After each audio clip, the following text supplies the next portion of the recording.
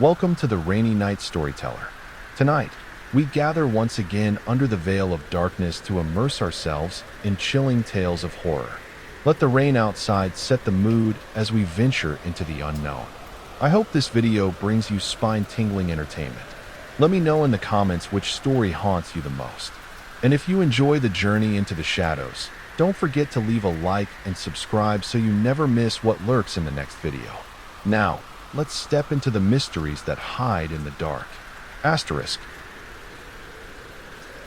The room smelled of old wood and something else, something stale, lingering in the air like an unspoken secret. The dim glow from the bedside lamp barely reached the corners of the space, leaving jagged shadows that danced with every flicker of the bulb. Nathan dropped his backpack onto the bed, the springs groaning in protest. Across from him, Ethan pulled out his phone, thumbing through messages, already lost in his own world. The hotel room was unremarkable: beige walls, a dusty television, and a nightstand with a single laminated sign resting on top. Nathan picked up the sign. It had the hotel's Wi-Fi password written in thick, blocky letters. "Hey, the Wi-Fi is." A sudden gust of wind shot through the room, though the windows were tightly shut. Before either of them could react, the sign flew from Nathan's fingers, flipping end over end like something had smacked it out of his grasp. The flimsy piece of plastic slapped against the floor with a sound too sharp, too deliberate. They both froze. The hell was that? Ethan muttered, lowering his phone. Nathan took a step forward, his pulse quickening. The sign had landed in the narrow gap between the nightstand and the wall, a space far too tight for it to have simply fallen into. His mouth went dry. That wasn't normal. That wasn't how physics worked. Ethan stepped closer, exhaling sharply through his nose. That's weird. Then, before either of them could process it, the door creaked. Slowly, painfully, the sound of wood dragging against wood filled the silence, and their heads snapped toward it. The door, locked just moments ago, was now ajar. A gap, small but unmistakable, yawned open into the darkened hallway beyond. Neither of them moved. Something had entered the room, and it was watching them. The Montclair Grand had once been a jewel of the city, a lavish estate-turned-hotel, filled with opulence and luxury. But time had not been kind. Now, it was a husk of its former self, its grand chandeliers dull with dust, its carpets stained with the ghosts of 1,000 footsteps. Nathan and Ethan had been assigned to a construction project nearby, restoring an old factory. Their boss, a man more concerned with budget than comfort, had booked rooms for the entire crew at the Montclair. It was cheap, too cheap for a place with history. They'd arrived late that evening, the lobby's air thick with something unplaceable, like the scent of rotting wood masked by too much lemon cleaner. An old-fashioned key, heavy in Nathan's palm, had been handed to him by a night clerk who barely spoke. He never blinked, either. Nathan had tried to ignore the way the clerk's gaze lingered just a second too long on him and Ethan. Now, standing in their dimly lit room, he was starting to regret not questioning the arrangement. The hotel was strange. At first, it was little things. Architectural mistakes that didn't belong in a place with this much history. The hallway leading to their room had a door that led to nowhere. A frame, complete with a rusted knob, embedded into the wallpaper. No hinges, no markings, just a door that didn't open. Nathan had seen mirrors misaligned, too, just slightly, by a fraction of an inch, as if someone had hastily reattached them, but didn't care for symmetry. When he passed by, his reflection felt sluggish, like it was moving just a beat too late. Worst of all was the elevator. It had no button for the 4th floor. The panel went from 3 to 5, cleanly, without space for a missing button. Yet, twice that evening, Nathan swore he'd heard something walking above their room. A faint dragging sound. A scuff of footsteps. That wasn't the part that unsettled him most. No, that was the Wi-Fi sign. It was heavier than it should have been, almost as if it was meant to stay in place. Meant to be a fixture, not something that could just fly off a table with a gust of air. And yet it had. Nathan felt the weight of Ethan's stare as they both stood by the door, still slightly ajar from whatever unseen force had pushed it open. The hall outside was empty, but something had entered, something unseen. and the Montclair Grand was watching. Nathan's sleep was restless. The bed was stiff, the air too still, too thick. Every time he felt himself slipping into unconsciousness, something would jolt him back, an indistinct sound, the sensation of being watched, the nagging awareness that the room felt wrong. Then, the knocking started. It was faint at first, blending into his half-dreaming state, a gentle tap-tap-tap that his brain dismissed as pipes settling. But it didn't stop. Knock, knock, knock. Nathan's eyes fluttered open. The room was cast in the dull orange glow of the bedside lamp Ethan had left on. His cousin lay on the other bed, curled on his side, breathing evenly. Asleep, but the knocking continued. Nathan's mind sluggishly tried to process where it was coming from. It wasn't from the door. It wasn't from outside. It was inside the walls. His body tensed, his breath slowing. The sound wasn't random, it was deliberate. The pattern, too rhythmic to be a structural creak, too steady to be wind. Knuckles against wood. Someone knocking from inside. He swallowed hard, shifting slightly under the covers. As he did, movement flickered in the corner of his eye. His gaze darted toward the far end of the room. Something shifted there. A shadow, darker than the rest, in the corner near the window. Nathan's chest tightened. His pulse pounded in his ears. The room was dim, but not dark enough for something to be standing in full shadow like that. His mind struggled for an explanation, but sleep still had its grip on him, making it hard to think straight. His instincts screamed at him to look away, pretend he didn't see, but his eyes flicked down to the nightstand. His breath caught in his throat. The Wi-Fi sign was back, perfectly placed, right where it had been when they first arrived, as if it had never moved at all. Nathan's stomach twisted. He hadn't touched it. Neither had Ethan. And yet, there it was, pristine, unmoved, as if the last few hours had been rewound and reset. The knocking stopped. Silence stretched thin over the room, taut and waiting. Then, click, the bathroom light flickered on. Nathan's body locked up. He hadn't moved. He hadn't heard Ethan move. The switch was inside the bathroom. Someone had turned it on. His gaze drifted toward the open doorway. The mirror above the sink reflected the room's dim glow. But something was wrong with it. Nathan's breath stilled. In the reflection, he saw the bed. He saw himself. But he wasn't looking at himself. The figure in the mirror wasn't copying his expression. It was watching him. Then the light flickered, once, twice, before plunging the bathroom into darkness again. Nathan didn't move, didn't breathe. He just lay there, staring into the blackened doorway, knowing with every inch of his being that something was still in there, watching, waiting. And for the first time in his life, Nathan understood a deeper kind of fear, not the fear of what he could see, but the terror of what was watching him when he couldn't. Nathan woke up feeling like he hadn't slept at all. His body was heavy, his thoughts sluggish. The memory of the night before lingered like a smudge on the edges of his mind. The knocking in the walls, the Wi-Fi sign moving on its own, the thing in the mirror that hadn't been him. For a moment, as he lay in bed staring at the ceiling, he thought about telling Ethan. But when he turned his head, Ethan was already sitting up, stretching with a groggy yawn. "Damn, I slept like a rock," Ethan mumbled, rubbing his face. "You?" Nathan hesitated. Ethan's face showed no signs of unease, no indication that he had experienced anything remotely strange. He remembered nothing.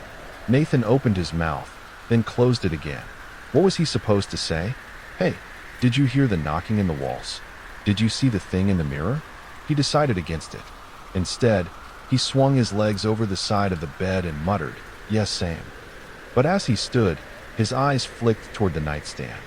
The Wi-Fi sign was still there, right where it had been before, looking completely undisturbed.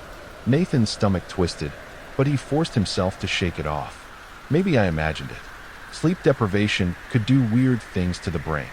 The two of them left the room, heading to work, the cool morning air doing little to dispel the unease knotting in Nathan's chest. The workday was long and uneventful, filled with the usual dust and noise of construction. By the time they got back to the Montclair Grand, the sun had already dipped below the horizon. The hotel lobby was dim, the warm glow from the old chandeliers casting long, flickering shadows on the marble floor. Nathan hadn't planned on mentioning anything, not until they passed the front desk. The night clerk was there, the one who never blinked. Nathan slowed his pace, glancing at Ethan, who was too focused on his phone to notice. He hesitated, then turned back to the desk.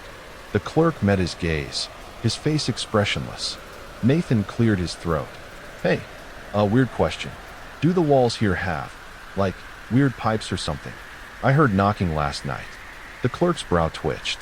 "Knocking?" Nathan nodded. "Yeah, but not from the door. It sounded like it was coming from inside the walls." Something changed in the man's expression.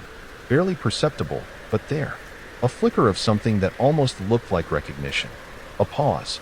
Then, "Which room did you say you're in again?" Nathan's stomach dropped. He suddenly didn't want to answer. But he did. 306. The clerk stiffened. His lips pressed together in a tight line. He exhaled slowly, his fingers tapping against the counter in a rhythm that made Nathan's skin prickle. Finally, the man muttered, almost to himself, "We don't usually put guests in that room." Nathan's pulse kicked up. He leaned forward slightly. "Why not?" The clerk's gaze shifted, as if he were checking to see if anyone else was listening. Then he shook his head. "Forget it." "No, seriously," Nathan pressed.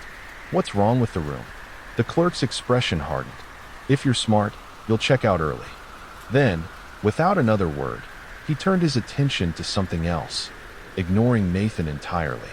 Nathan stood there for a moment, unease crawling up his spine.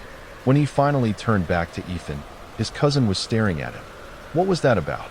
Ethan asked. Nathan didn't answer, because deep down he already knew. They were staying in a room they were never supposed to be in, and something knew they were there. Nathan couldn't shake the feeling. The night clerk's reaction, the strange design flaws of the hotel, the thing in the mirror, none of it felt like coincidence. It gnawed at him all throughout the next day, the unease burrowing into his mind like an itch he couldn't scratch. By the time they got back from work, he had made up his mind. He needed answers. While Ethan took a shower, Nathan sat cross-legged on his bed, phone in hand, searching for anything on the Montclair Grand's history. At first, all he found were generic travel reviews and old articles about its renovations. But then, buried in the archives of a local historical society, he found something that made his breath hitch. Before it was a hotel, the Montclair had been a private estate. Built in the mid-1800s, the house belonged to a prominent family, the Graysons. Known for their wealth, influence, and eccentricities, they had been one of the city's elite for decades. But as Nathan scrolled further, he found a name that sent a chill up his spine. Samuel Grayson, the eldest son of the family, a man with a peculiar obsession. Nathan skimmed article after article, piecing together fragments of a story long buried. Samuel had been different from the rest of his family. While his brothers and sisters were active in high society, he rarely left the house. He was reclusive, detached. Some accounts suggested he suffered from extreme paranoia, a fear of people, of being seen, of being touched. He would lock himself away for weeks at a time, speaking only to his servants, always insisting that he wasn't alone in the house. But the strangest detail? Certain rooms in the house were walled off during his lifetime. Nathan frowned, reading the passage again. Apparently, Samuel had sealed himself inside one of the rooms, demanding complete isolation from the outside world. His servants would slide meals through a small slot in the door, never allowed to enter. Some whispered that he had gone mad. Others believed he had invited something in. When the estate was converted into a hotel decades later, many of the original rooms were remodeled. Some were rebuilt entirely. Others were left untouched, forgotten spaces behind walls, lost in the structure's ever-changing design. And then, the final piece of the puzzle. Nathan's stomach turned as he read the words on the screen. Room 306 was never supposed to exist. It had once been one of Samuel Grayson's sealed-off chambers, a place that wasn't meant to be reopened. But somehow, during one of the hotel's many renovations, the room had been reabsorbed into the structure, its dark history hidden beneath layers of wallpaper and fresh paint. Nathan exhaled shakily, his hands tightening around his phone. The knocking in the walls, the impossible shadows, the night clerk's warning. It all made sense now. Samuel Grayson never truly left, and Nathan and Ethan had been sleeping in his room. Nathan could barely focus throughout the evening. The weight of what he had discovered pressed on his chest like a vice, and yet he couldn't tell Ethan. Not yet. He needed proof first, something tangible. Otherwise, he'd sound crazy. So, that night, as Ethan scrolled through his phone, oblivious to the growing dread infecting the room, Nathan made a plan. He was going to record everything. After making sure his phone was fully charged, he propped it up against his backpack on the nightstand, facing both their beds. He hit record, double-checking that the screen stayed on before climbing under the stiff hotel sheets. Then, he tried to sleep. At first, it was the same as the night before, a restless half-sleep, his body exhausted but his mind unwilling to fully shut down. Then, something changed. Nathan woke up gasping. His chest burned, his lungs screaming for air as though he had been drowning in his sleep. He tried to sit up, but he couldn't. Something heavy pressed down on him. Not like a blanket or a stiff mattress. Something solid, something with weight. The pressure pinned him in place, his ribs straining under the invisible force. His arms lay stiff at his sides, unresponsive, no matter how much he willed them to move. Panic flared in his mind. He tried to call out to Ethan, but his voice caught in his throat. A sleep paralysis episode? That's what his rational brain tried to tell him, until he noticed the door. The bathroom door. Wide. Open. Nathan's breath stuttered. He knew for a fact that he had shut it before they went to bed. A soft rustling sound filled the air. At first, he thought it was the covers shifting, but no. It was coming from the nightstand. Right next to his head. A whisper. Faint. Murmuring. Many voices, all at once, hissing beneath their breath. Nathan jerked upright, as if something had suddenly let go of him. The weight on his chest vanished. His limbs were his own again. He sucked in a desperate breath, wheezing, the air thick and stifling. He snapped his head toward the nightstand, but there was nothing there. No movement, no sound, just the Wi-Fi sign, perfectly still. His hands trembled as he reached for his phone. The recording. He needed to see what had happened. The next morning, as sunlight barely filtered through the hotel's thick curtains, Nathan sat on the edge of his bed, phone in hand. Ethan was still asleep, blissfully unaware of the night's events. Nathan pressed play. At first, the footage was normal. Just two guys sleeping. Nothing out of the ordinary. Then, at 3:13 a.m., something shifted. Nathan's breath slowed as he watched. The Wi-Fi sign moved. Not a sudden gust of wind, not a slip, but a deliberate, slow crawl. It tilted back onto its corner, paused, then slid, inch by inch, across the nightstand. Nathan's stomach twisted. But then, something else appeared. A shadow. It rose up from the far side of the room, where the darkness stretched deepest. The footage was grainy, but there was no mistaking it. A tall, dark figure. Standing, watching. Nathan's pulse hammered. His grip on the phone tightened. The figure didn't move. For minutes, it simply stood there, its head tilted at an unnatural angle, as if studying Ethan. Then, at the exact moment Nathan woke up in the footage, the figure vanished. Not by stepping back into the darkness, not by fading. It disappeared in a split-second blur, like reality had glitched. Nathan's breath came in shallow gasps. His fingers felt numb. He looked at Ethan, still fast asleep, oblivious to what had been standing over him hours ago. They had to get out of this room. Now, Nathan and Ethan left the Montclair Grand the next morning. They didn't check out properly. They didn't even pack carefully. They simply grabbed their bags, shoved their belongings inside, and left the key on the nightstand. The moment they stepped out of the hotel's oppressive walls, it felt like they could breathe again. Neither of them spoke much on the way to the worksite. Ethan had been confused when Nathan had woken him up at dawn, insisting they had to go. Nathan had only muttered, "Something's wrong with that room." Ethan must have seen the look in his eyes because, for once, he didn't argue. Days passed, then weeks. They never talked about the Montclair Grand again. Nathan didn't tell Ethan about the footage, didn't mention the thing that had been standing over his bed. It was easier to pretend it hadn't happened, to let the memories fade into the background, buried under the weight of everyday life. But at night, Nathan still felt it.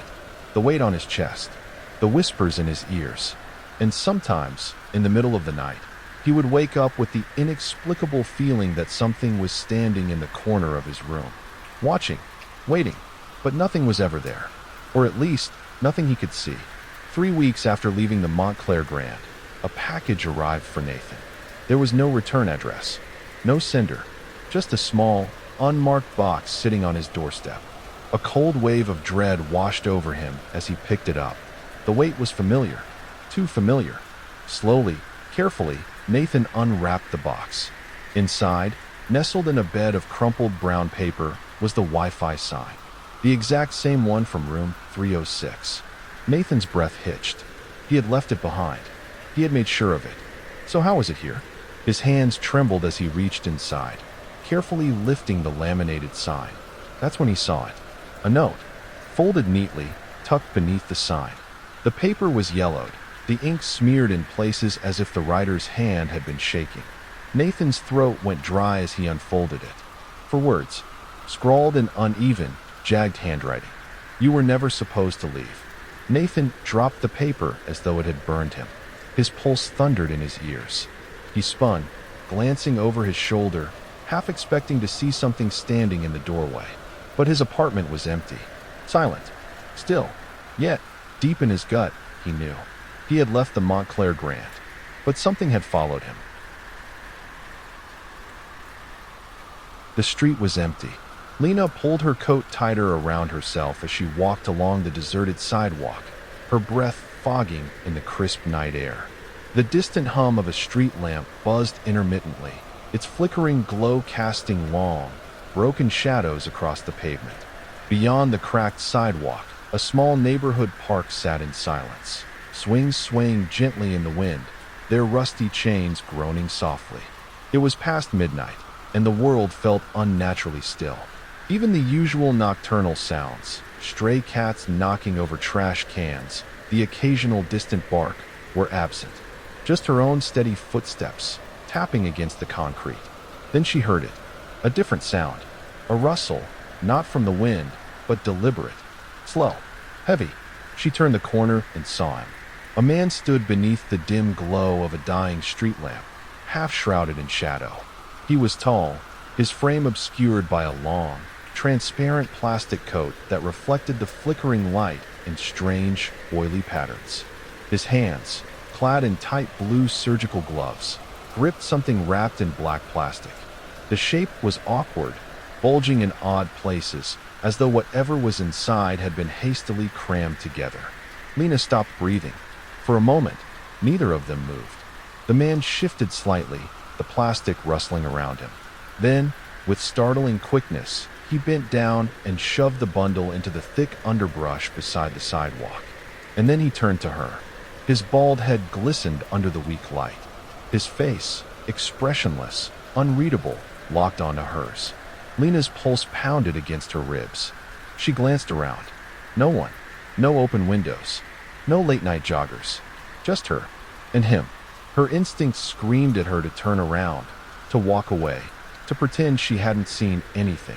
But something about the way he looked at her, too still, too expectant, made her feel as though she had already stepped too far into something she could never escape.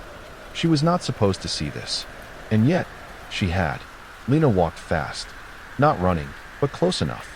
Every few steps, she threw a glance over her shoulder, half expecting to see the man in the plastic coat following her. But the street behind her remained empty, the silence stretching uncomfortably long between the distant hum of streetlights. Her apartment building wasn't far, just 3 blocks away. But each step felt heavier than the last, as if she were trying to move through thick, invisible water. At the intersection near her building, she hesitated. A small voice in her head urged her to turn back, to check if the man was still there. It was a stupid idea, but her curiosity clawed at her. She turned, and her stomach dropped. Something moved near the bushes where the man had hidden the bag.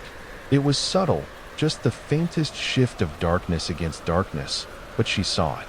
A shadow, deeper than the night around it. And then, just for a second, a glint. Like the reflection of eyes catching the dim glow of a street lamp.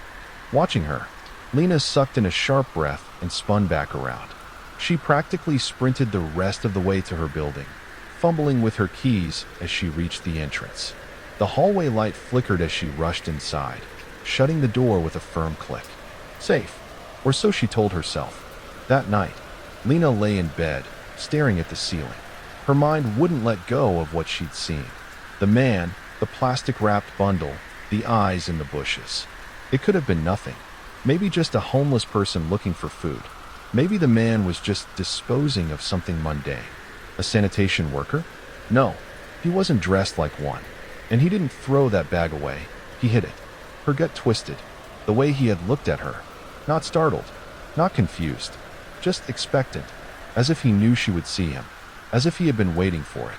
She turned on her side and pulled the blanket tighter around her. The apartment was quiet, but her ears strained for anything unusual. A creak. A rustle. A whisper. But there was nothing. Still, sleep did not come easy. The first time Lena heard it, she thought she was imagining things. It was just past midnight. She had been tossing and turning, unable to sleep, her thoughts tangled with images of blue gloves and plastic-wrapped bundles. Then, just as she was about to drift off, she heard it. Soft, deliberate footsteps. They weren't coming from the hallway outside her apartment.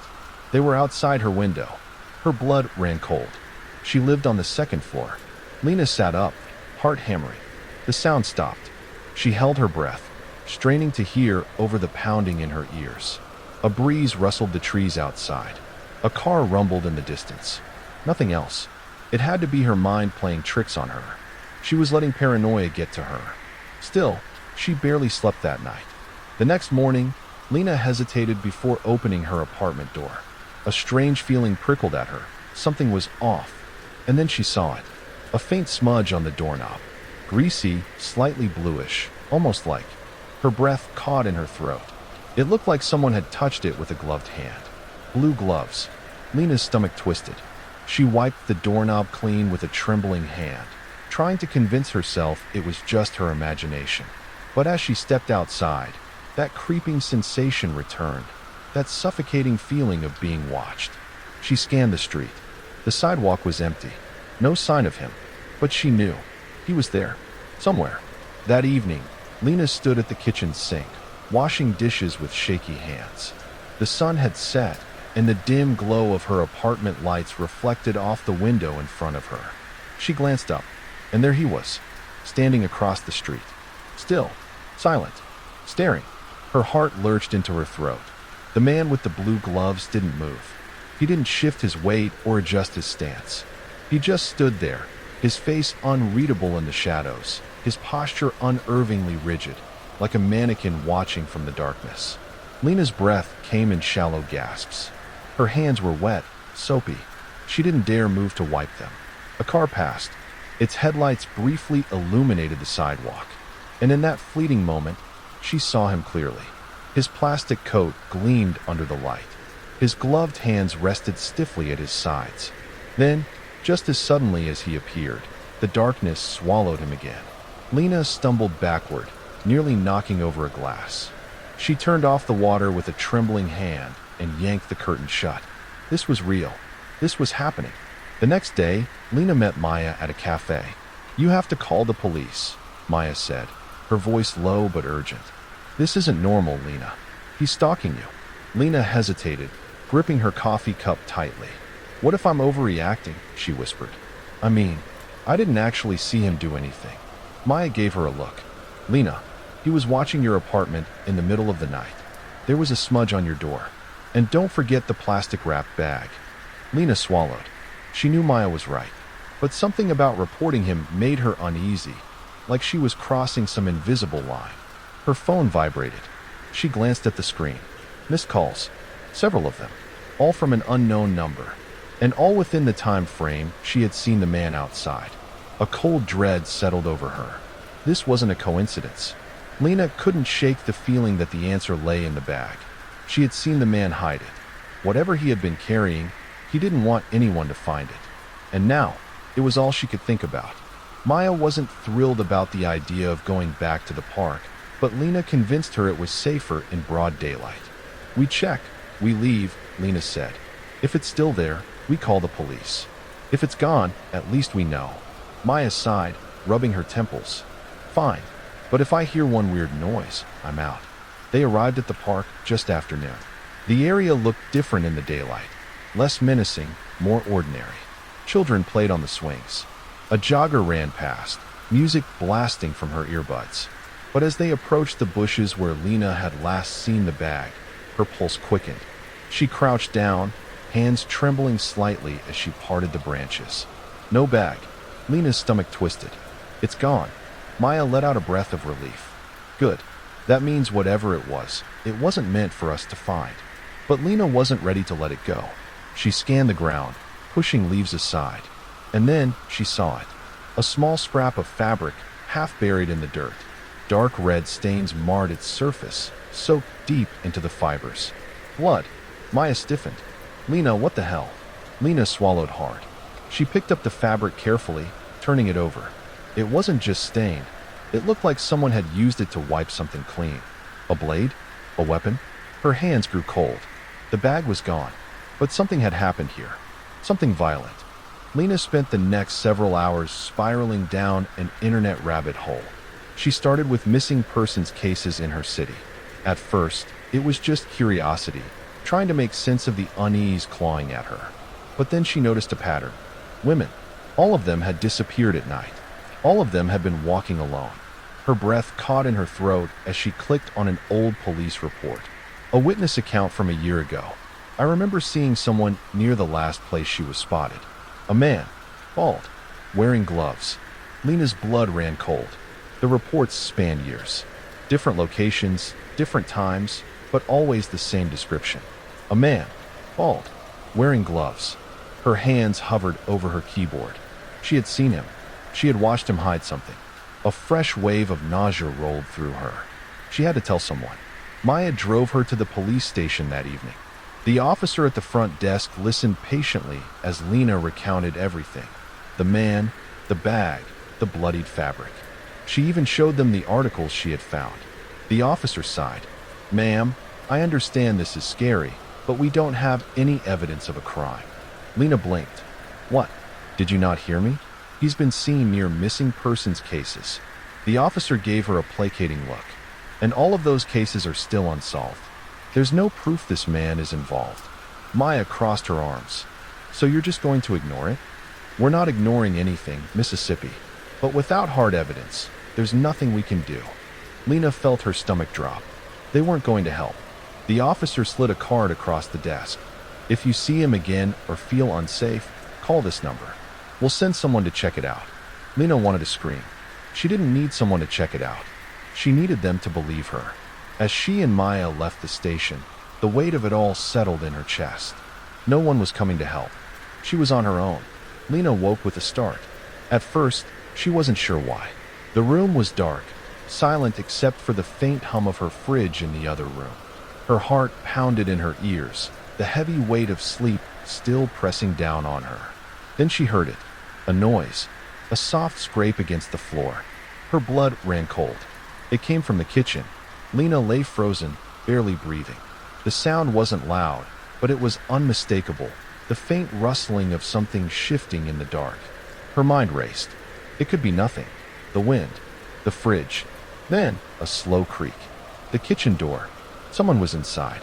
Her body tensed with fear, every nerve screaming at her to move. Slowly, she reached for her phone on the nightstand, her fingers shaking as they found the screen. Dead. No charge. No way to call for help. Her heart slammed against her ribs. The air in the apartment felt thick, suffocating. She strained to hear, her ears burning from the effort. And then, a whisper. You saw? The breath left her lungs. The voice was soft, barely more than a murmur.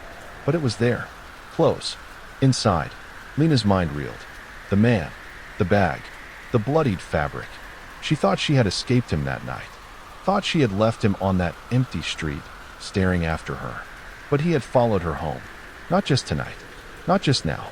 Before. A horrifying realization clawed its way through her mind. He had been inside before.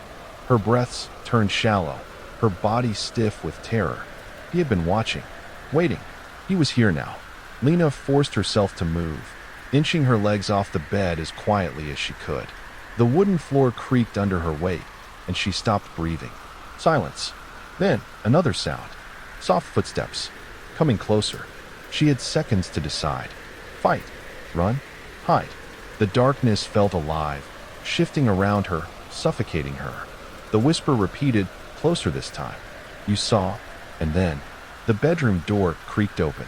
The door creaked open. Lena didn't wait. In a blind panic, she reached for the nearest object, her bedside lamp, and swung. The glass shattered against the wall, sending a burst of light across the room as it toppled. For a split second, she saw him. The man stood in the corner, his plastic coat crinkling as he moved. His bald head caught the dim light, his face unreadable, just a shadow with eyes. Blue gloves. A gloved hand reached for her. Lena ran. She bolted through the door, her bare feet slamming against the floor as she sprinted down the hallway. Behind her, she heard him move, fast, too fast. A scraping sound, a sharp inhale. The front door.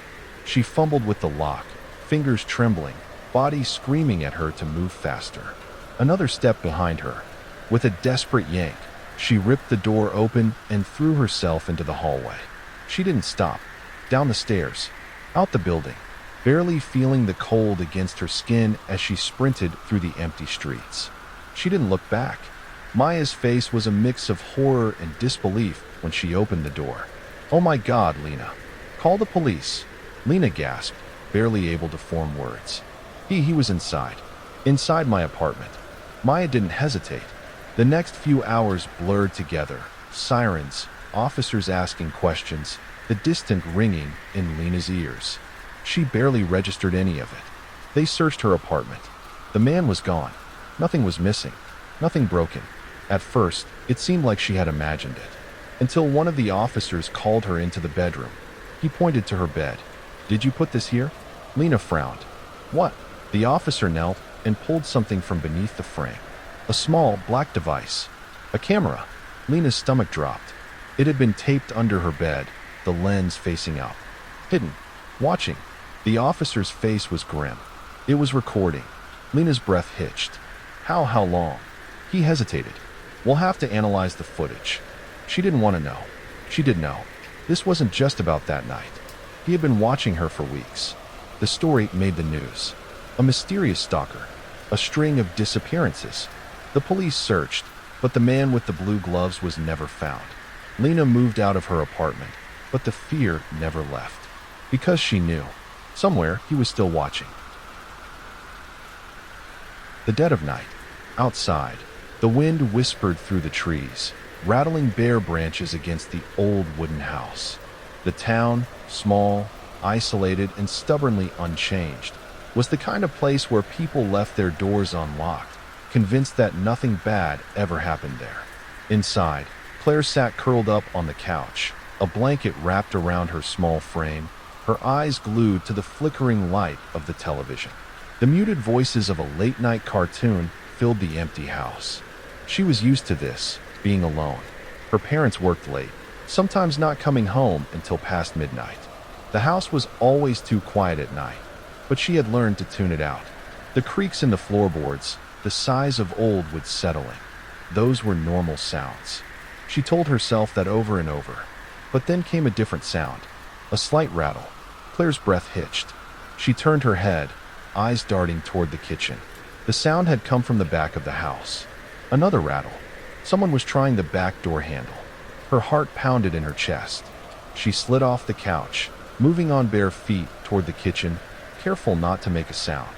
The back door was on the second floor, leading to a small balcony connected to an old barn by a wooden bridge. No one ever used it.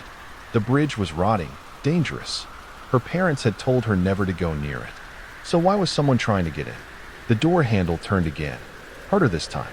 Claire's breath came in shallow gasps. Her feet felt glued to the floor. Should she hide? Run? Call her parents? The silence stretched. Then, knock, knock. Two slow, deliberate knocks. A chill ran down her spine. She wasn't supposed to answer the door at night, but she also wasn't supposed to be awake. Maybe if she stayed quiet, whoever it was would go away. Another knock, this time louder. Then a voice. Low, unfamiliar. Claire, let me in. Her stomach dropped. How did they know her name? Claire's family lived deep in the countryside, where the darkness at night was absolute. No streetlights, no hum of distant traffic, just an ocean of black, stretching as far as the horizon. The nearest neighbor was a mile away, an elderly man who rarely left his home. The roads leading to town were narrow and winding, flanked by thick woods that swallowed sound. It was the kind of place where people learned to rely on themselves, where silence was normal, where a single, unexpected noise could send a chill down your spine. Their house had stood for generations. It was an old farmhouse, creaking with age, its wooden bones groaning in the wind. The foundation had settled unevenly over time, making the floorboards whisper under the weight of footsteps. Then there was the bridge. Claire had never walked across it. It stretched from the second-floor balcony to the loft of the barn, a relic from when the property was a working stable decades ago. Back then, farmhands used it to carry hay and supplies between the buildings. But now, time had rotted the wood, leaving the bridge brittle and unsafe. Her parents had rules. Simple ones. No one uses that bridge. Keep the front door unlocked, just in case you ever need to run. If you ever hear someone at the back door, don't answer. She used to think they were being paranoid. Now, standing frozen in the kitchen, listening to the whisper of her own breath, she wasn't so sure. Outside, the night pressed against the windows. The back door stood firm, separating her from whoever, was on the other side. Knock, knock, again, a slow, deliberate rhythm. Claire, let me in. The voice sent ice through her veins. Her mind screamed run, but her body wouldn't move. The handle rattled. A long pause. Then, the sound of footsteps. Slow, moving away. For a moment, Claire thought it was over. Then she heard something worse. The groaning of old wood, shifting under weight. Someone was walking across the bridge. Claire's breath felt trapped in her chest, her pulse thudding so loudly she feared whoever was outside could hear it. The footsteps had stopped. Silence stretched across the house like a thin thread, ready to snap at any moment. She forced herself to move. Slowly, each step toward the back door was measured, careful. The wooden floor creaked under her weight, a sound she had heard 1,000 times before but had never found so deafening. Her fingers trembled as she reached for the curtain covering the glass pane of the back door. It was thin, barely enough to block the outside world. She swallowed hard and pulled it aside. Nothing. The bridge was empty. The wind whistled softly through the beams, making the old wood sway just slightly. There was no shadow lurking on the other side of the glass, no face peering in. She exhaled shakily, her limbs tingling with relief. Maybe it was just the wind. Maybe the old bridge had shifted on its own, disturbed by some passing draft. She let the curtain fall back into place and turned away. Rattle. Claire's body jolted. The door handle shook violently. Not a hesitant test this time, a demand. Her breath hitched. The handle twisted back and forth, harder.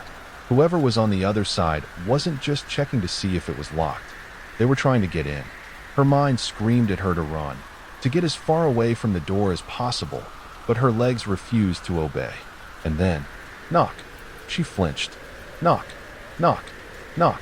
Soft, deliberate.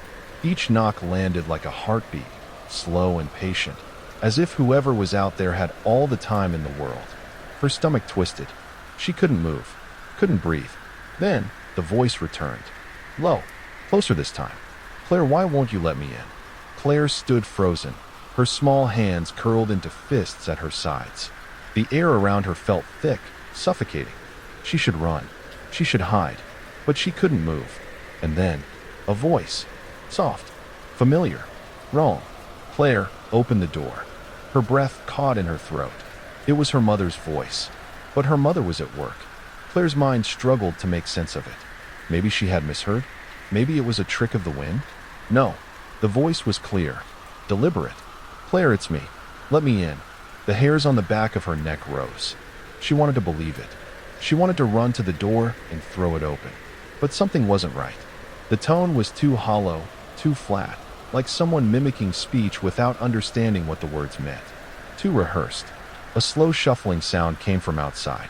Claire's pulse hammered as her mind grasped at explanations. Maybe it was her mother.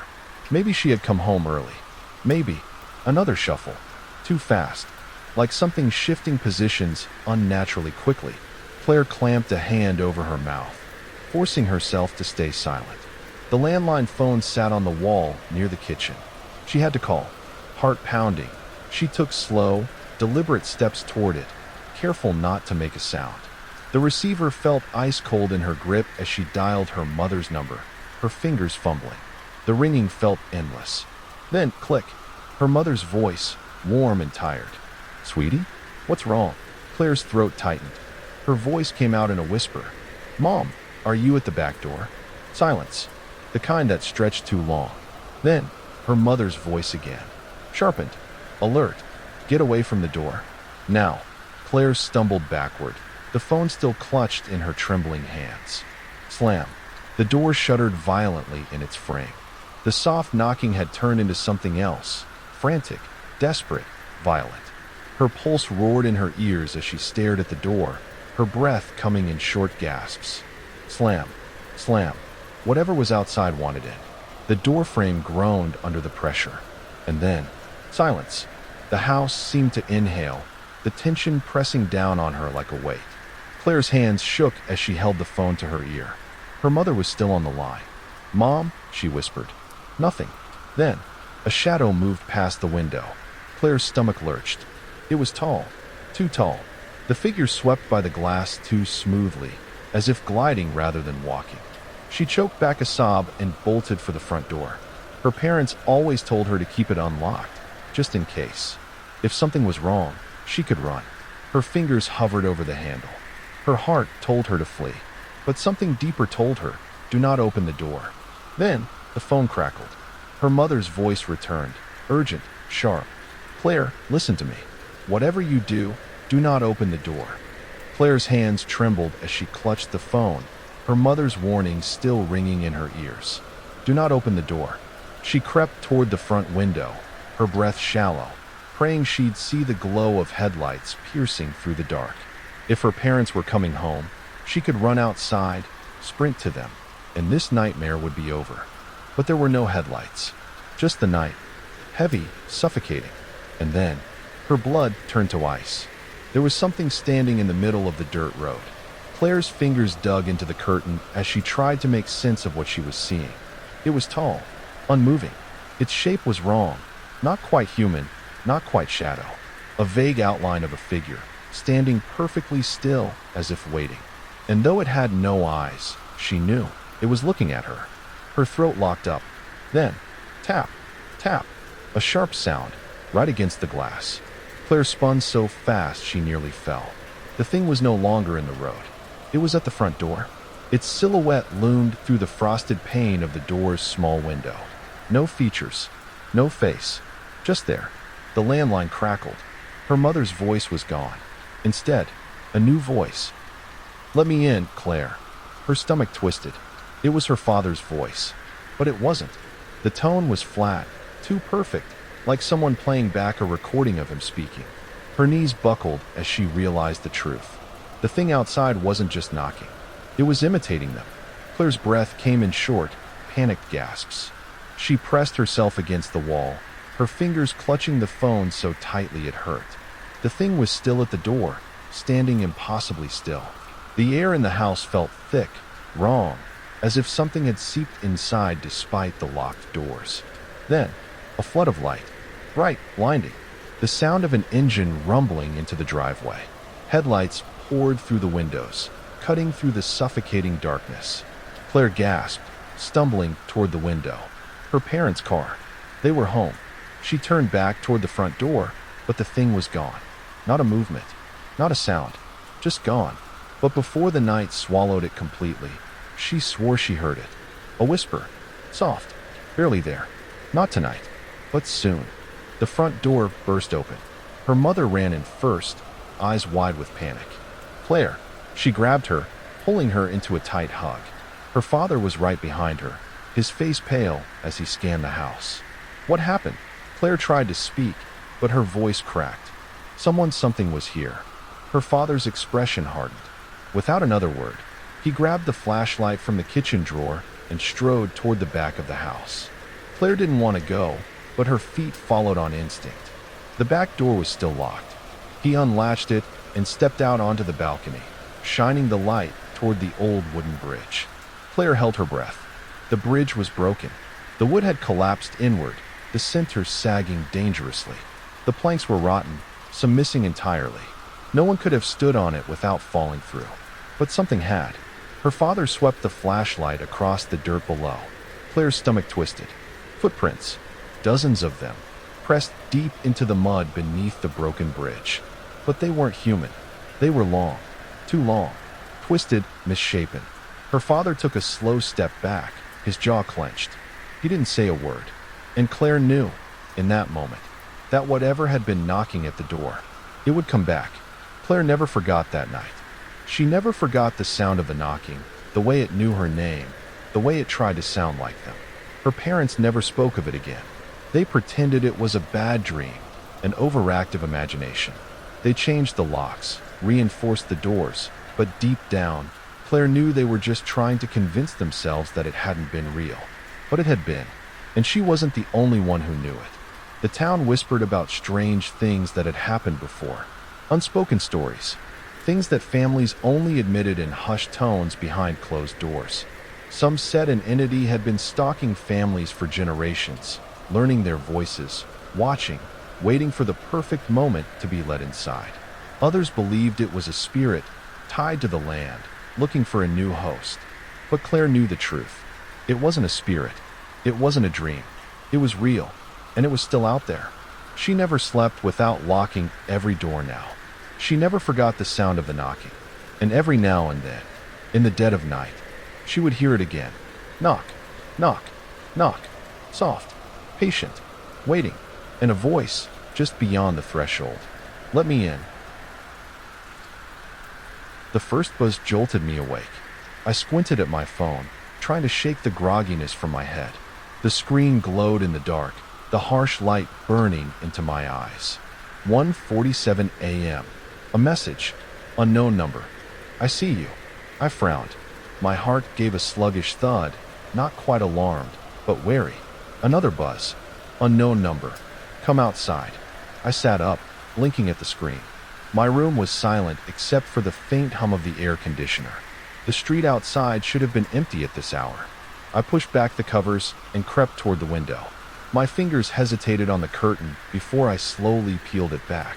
The street lamp cast an eerie glow over the pavement. Shadows stretched along the sidewalk. Nobody was there. I exhaled, shaking my head. Probably a wrong number. Or a prank. Then, my phone vibrated again, and this time, I felt a chill crawl up my spine. Unknown number. I never left. My fingers tightened around the phone. Who the hell was this? And why did it feel like they knew me?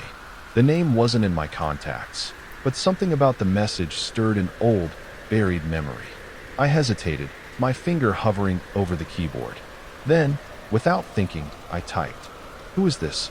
No reply. I swallowed, my throat suddenly dry. The words "I never left" played over in my mind, gnawing at something deeper, something I didn't want to remember. Ben. It had been years, but I could still picture his face. Sharp features, eyes that never quite blinked enough, a perpetual smirk that hinted at something darker beneath. We had been friends once. Not by choice, not exactly. In high school, friendships formed out of convenience, and Ben latched onto me like a shadow. He wasn't the kind of friend you picked. He just happened to you. At first, he was just a little offbeat. He laughed at the wrong moments, stared a little too long, knew things he shouldn't. But there was something magnetic about him, too. He made you feel like you were in on a secret, like you were seeing the world differently when you were with him. And then, the messages started. I'd wake up to texts at 2 or 3 a.m. Ben, ever watch someone when they don't know you're there? I'd try to ignore them, but he'd keep going. Ben, it's like you're invisible. You can see everything. I told myself he was just being weird, trying to freak me out. But then, one day, he said something that stuck with me. We were hanging out behind the school, leaning against the rusted bike racks. He had been quiet for a while, eyes darting around as if watching something just beyond my sight. Then, out of nowhere, he said it. I could make someone disappear if I wanted to. I laughed nervously, waiting for the punchline. But Ben didn't laugh. He just looked at me. A week later, a stray cat that always lingered near the schoolyard, one the kids had named Rusty, went missing. Nobody thought much of it. Cats disappeared all the time. But I couldn't shake the feeling that Ben had something to do with it. That was the moment I started pulling away, ignoring his texts, making excuses, avoiding the places we used to hang out. Eventually, he got the message, or so I thought. But now, staring at my phone, that old feeling, the cold, creeping dread, was back. Ben never left. And now he wanted me to know. Senior year was the year I made my decision. I was done with Ben. I stopped answering his texts, deleted our old conversations, and took different routes to class just to avoid running into him. If I saw him in the hallways, I turned the other way. If he tried to catch my eye, I pretended he wasn't there. I thought it would be easy, that he would just get bored and move on. But Ben wasn't the type to let things go. The messages didn't stop immediately. Ben, you're ignoring me. Ben, that's rude, Ryan. Ben, I know things about you. That last message made my stomach turn. But I didn't reply. I couldn't. Then, one day, the text stopped altogether. I should have felt relieved. Instead, I felt like I was waiting for something worse. And then, it happened. Ben snapped. The rumors spread fast.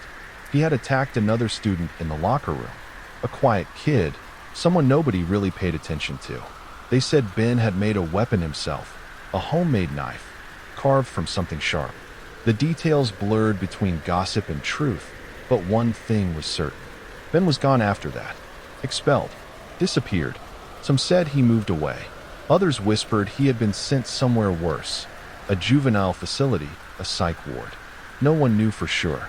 All I knew was that, for the first time in years, I felt free. No more messages. No more chilling whispers about watching people, about making them disappear. Ben was out of my life. Or at least, that's what I thought. But now, years later, my phone buzzed in the darkness. I never left. My fingers tightened around the device, my breath coming shallow. Ben was back, and he hadn't forgotten me. College was supposed to be a fresh start.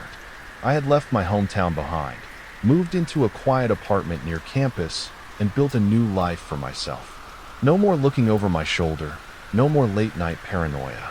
For years, I told myself that Ben was just a bad memory, that whatever happened to him didn't matter anymore. And then, it started again. It was late, past midnight, when I first saw it. I had been mindlessly scrolling through social media when a notification popped up. Friend request, never left. No profile picture. No mutual friends. Just a blank, empty account. I hesitated, my chest tightening.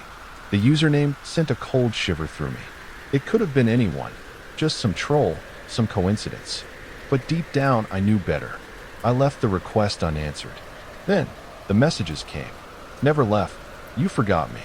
My fingers hovered over the screen. Never left. I never forgot you. I slammed my phone down like it had burned me. My mouth was dry. My apartment was silent except for the faint hum of the fridge. It had to be a joke.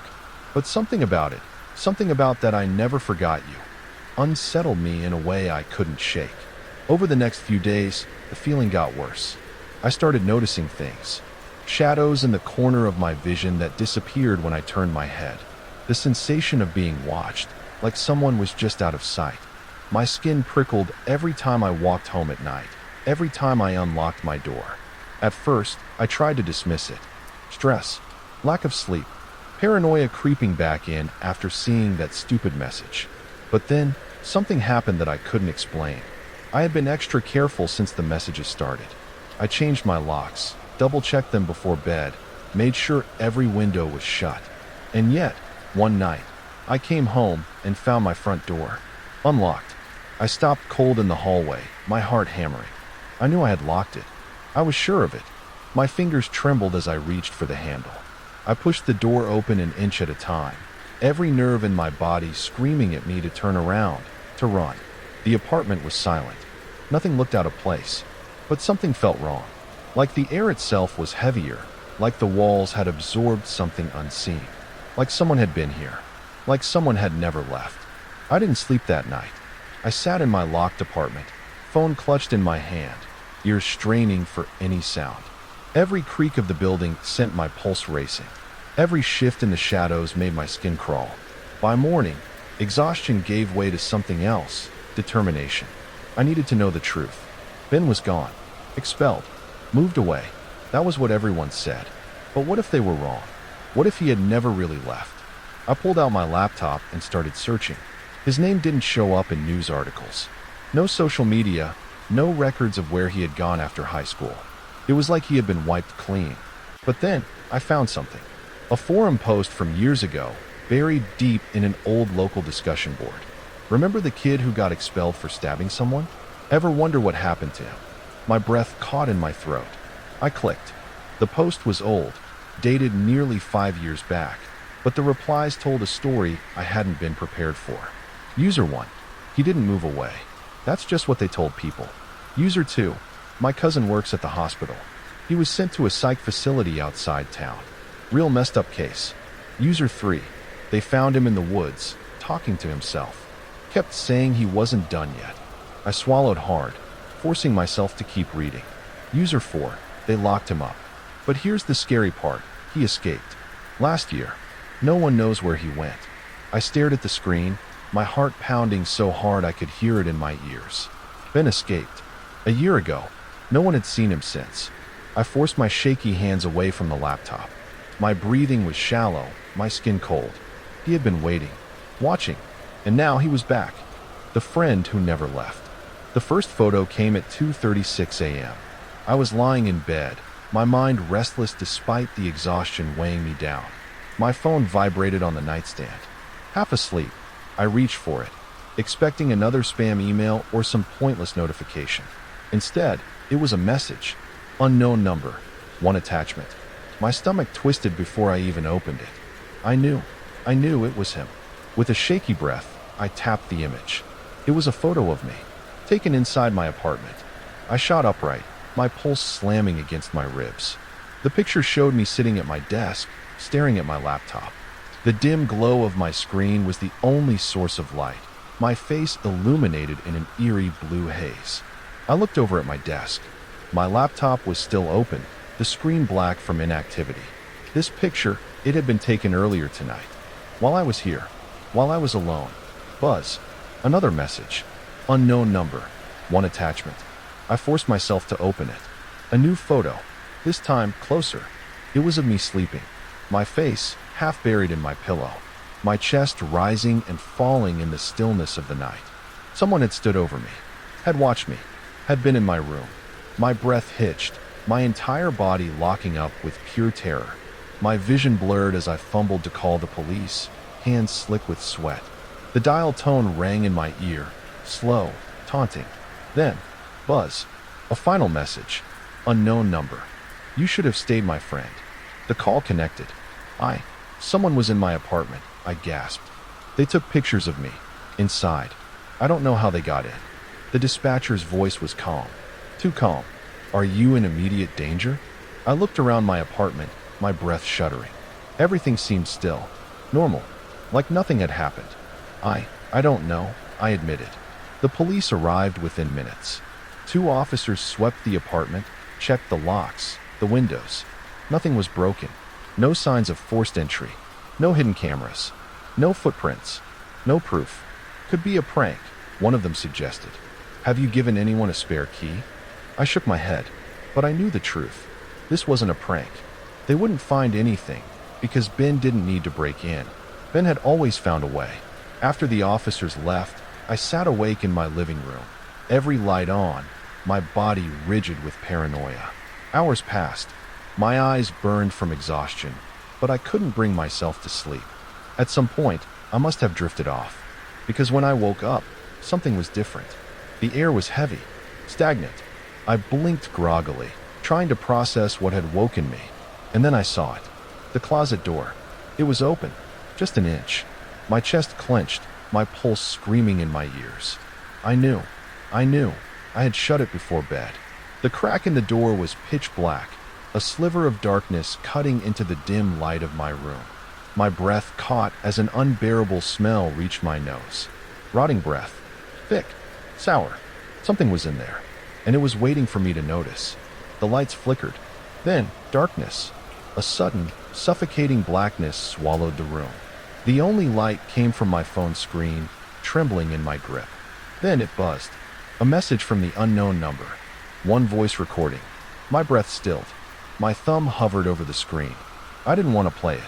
Every nerve in my body screamed at me to throw my phone away, to run, to do anything except listen. But my hand moved on its own. I tapped the message. A low click sounded as the recording started. Silence. Then breathing. Slow. Wet. Right next to the microphone. I felt my stomach tighten, a wave of nausea rising in my throat. The breathing grew heavier, uneven, like something exhaling inches away from my ear. My pulse pounded so hard it hurt. Then, a whisper. I'm already inside. A sharp creak cut through the silence. I snapped my head toward the closet. The door. It was opening. The sliver of darkness widened, inch by inch, revealing nothing but a gaping void inside. My breath hitched as my fingers tightened around my phone. I wanted to move, needed to move, but my body refused to obey. The smell seeped out first. Stale sweat, rotting breath, and then a shadow moved. Not fast, not lunging, just shifting, like something in there had been waiting, watching. My mind screamed at me to run, to move, to do something, but all I could do was stare. The closet door creaked again, wider. My phone buzzed once more. I tore my gaze away just long enough to see a final message on the screen. Never left. I missed you, Ryan. And then, a hand reached out from the darkness. Ryan was gone. When the police arrived at his apartment, the door was unlocked. Nothing was broken. No signs of forced entry. No blood. No struggle. Just an empty room. The only thing left behind was his phone, lying face up on the floor. The screen was still glowing, displaying the last message received. I never left. The officers searched every inch of the apartment. They checked security cameras, questioned neighbors. No one had seen him leave. No one had heard a thing. It was like he had vanished into thin air. The investigation dragged on for weeks. Family and friends put up missing posters. News outlets reported on the bizarre disappearance. Theories spread. Some believed he had run away. Others whispered about something worse. But as time passed, people started to forget. Ryan became another unsolved case. Another story lost in the noise. Then, weeks later, another notification buzzed on another phone. A new friend request. The username? Never left. And the cycle began again. The fire crackled, throwing twisting shadows across the circle of teenagers. The scent of burning would mix with the crisp bite of autumn air, and above them, the sky stretched vast and indifferent, a black canvas speckled with cold, distant stars. They had gathered here, just beyond the tree line of an abandoned lot, the place where older kids whispered stories of things unseen, things that lurked when the streets emptied and the night grew long. Jake leaned forward, his grin sharp in the firelight. "All right, this one's a classic," he began, his voice dipping into the practiced cadence of a storyteller. "You ever heard about the man on the wall?" A few of them shook their heads. Others exchanged wary glances. "It's an old town legend. Been around forever." Jake's grin widened as he continued. "The story goes like this. If you're ever alone at night, and you're walking near one of the old brick walls around town, you might see him, just standing there, watching. The flames popped, and someone shifted uncomfortably. He never moves. He never speaks. But if you see him, well, that's it for you. You don't see him twice." A nervous chuckle rippled through the group. "That's stupid," Lucas scoffed. "Just another dumb ghost story." "Is it?" Jake countered, his smirk never fading. "Some folks swear they've seen him. They say you'll feel it first, like something isn't right, like the air gets heavy. And then, if you turn too quick, you might just catch a glimpse of him out of the corner of your eye. Tall, still, just watching." The group fell silent, their breaths mixing with the smoke that curled into the darkness.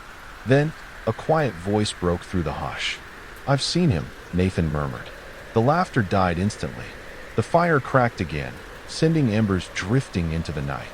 Nathan's face had gone pale, his fingers clenched around the fabric of his hoodie. His eyes, wide and dark, reflected something deeper than fear. Something old, something remembered. "You're messing with us," Lucas said, but his voice lacked its usual confidence. Nathan shook his head. "No, I saw him. Last year. Behind the school, near the old maintenance wall. He was just standing there. Like Jake said, he didn't move. He didn't say anything. Just stared at me." The group shivered, but Nathan wasn't finished. His voice dropped lower, forcing them to lean in. I blinked and he was gone. But after that, things got weird. A gust of wind rustled through the trees, making the flames flicker. The night seemed to tighten around them, listening. "What do you mean weird?" someone asked. Nathan swallowed hard. "I started seeing him everywhere. Not directly, never full on, but reflections. Corners of my vision. Always standing. Always watching. Silence stretched. The kind that weighed on the chest, pressing like unseen hands. And then one night," Nathan whispered, "he wasn't just watching anymore." The group barely breathed. Nathan looked up, eyes hollow. He was waiting. The fire crackled, but Nathan was far away now, lost in the grip of something long buried, something that had never truly left him. His hands tightened around his sleeves as his gaze drifted into the flames. "It happened when I was 10, he said finally, his voice quieter now, like he was speaking more to himself than to the others. "I haven't talked about it in years." The group waited, the weight of the night pressing in, the fire's glow barely reaching the trees beyond. "I was walking home from my friend's house," Nathan began. "I was supposed to take the main road, but I wanted to get home faster, so I cut through the old part of town. You know, where the empty lots are, where no one really goes anymore." A few of them nodded. They knew the place. Rows of buildings left to rot, their windows broken, the brick walls covered in graffiti and ivy. It was getting late. The sun had just dipped under the trees, and the air was wrong. You ever get that feeling? Like something's off, like something's watching. They didn't answer. They didn't need to. I felt it, the whole way down that street. It was like the shadows stretched just a little too far, like the wind had stopped. I told myself I was being stupid, that it was just my imagination. Nathan exhaled sharply, and then I saw him. The group barely breathed. There was an old brick wall, covered in vines. I was passing it when I just knew that I wasn't alone. He closed his eyes, remembering. I looked up, he whispered, and he was there. A shiver ran through the group. He was standing on top of the wall, perfectly balanced, like it was nothing. He didn't move, didn't make a sound, just stared at me. Nathan swallowed. He wasn't normal. He was too tall, too thin, like a shadow stretched too far. His face was wrong. I can't even describe it. I think my brain didn't want to understand it. But his eyes, Nathan's breath hitched. His eyes were locked on me, like he knew everything about me, like he'd been waiting. The fire snapped, and someone shuddered. Nathan's voice was tight, controlled. I couldn't move. I couldn't breathe. I wanted to run, but my body wouldn't listen. And then he smiled. Silence. His mouth just stretched. Too wide, too slow. Like he was enjoying it. Like he was savoring the moment.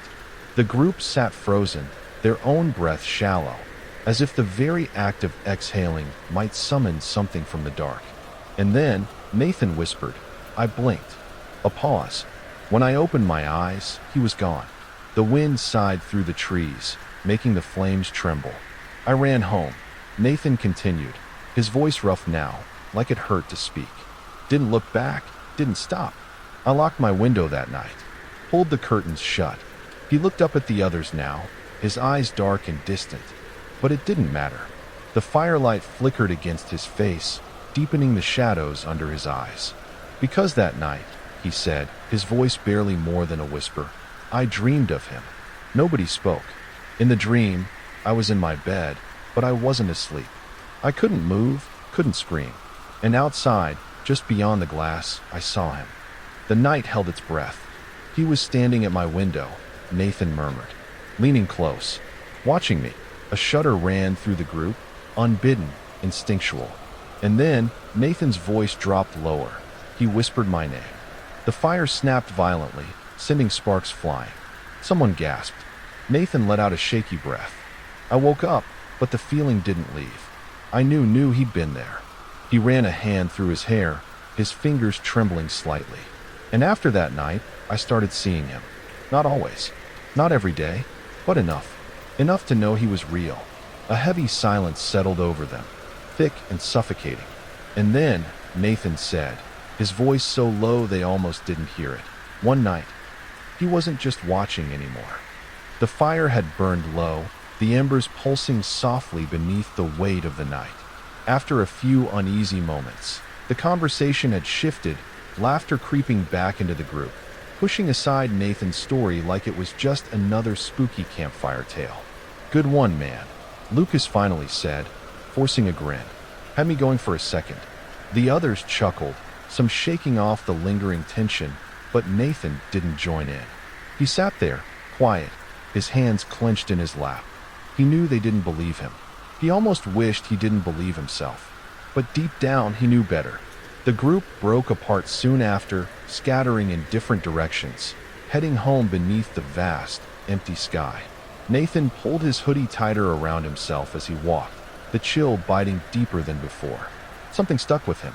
The way the fire had crackled when he finished his story, the way the wind had seemed to hush, as if the world itself had been listening. His footsteps echoed too loudly on the pavement as he moved down the darkened street. The bonfire was far behind him now, its warmth already a distant memory. A slow, creeping unease curled in his stomach. It felt like that night all over again. He picked up his pace, telling himself it was just the story messing with his head, just old fears resurfacing after being dredged up. But with each step, the unease grew sharper, colder.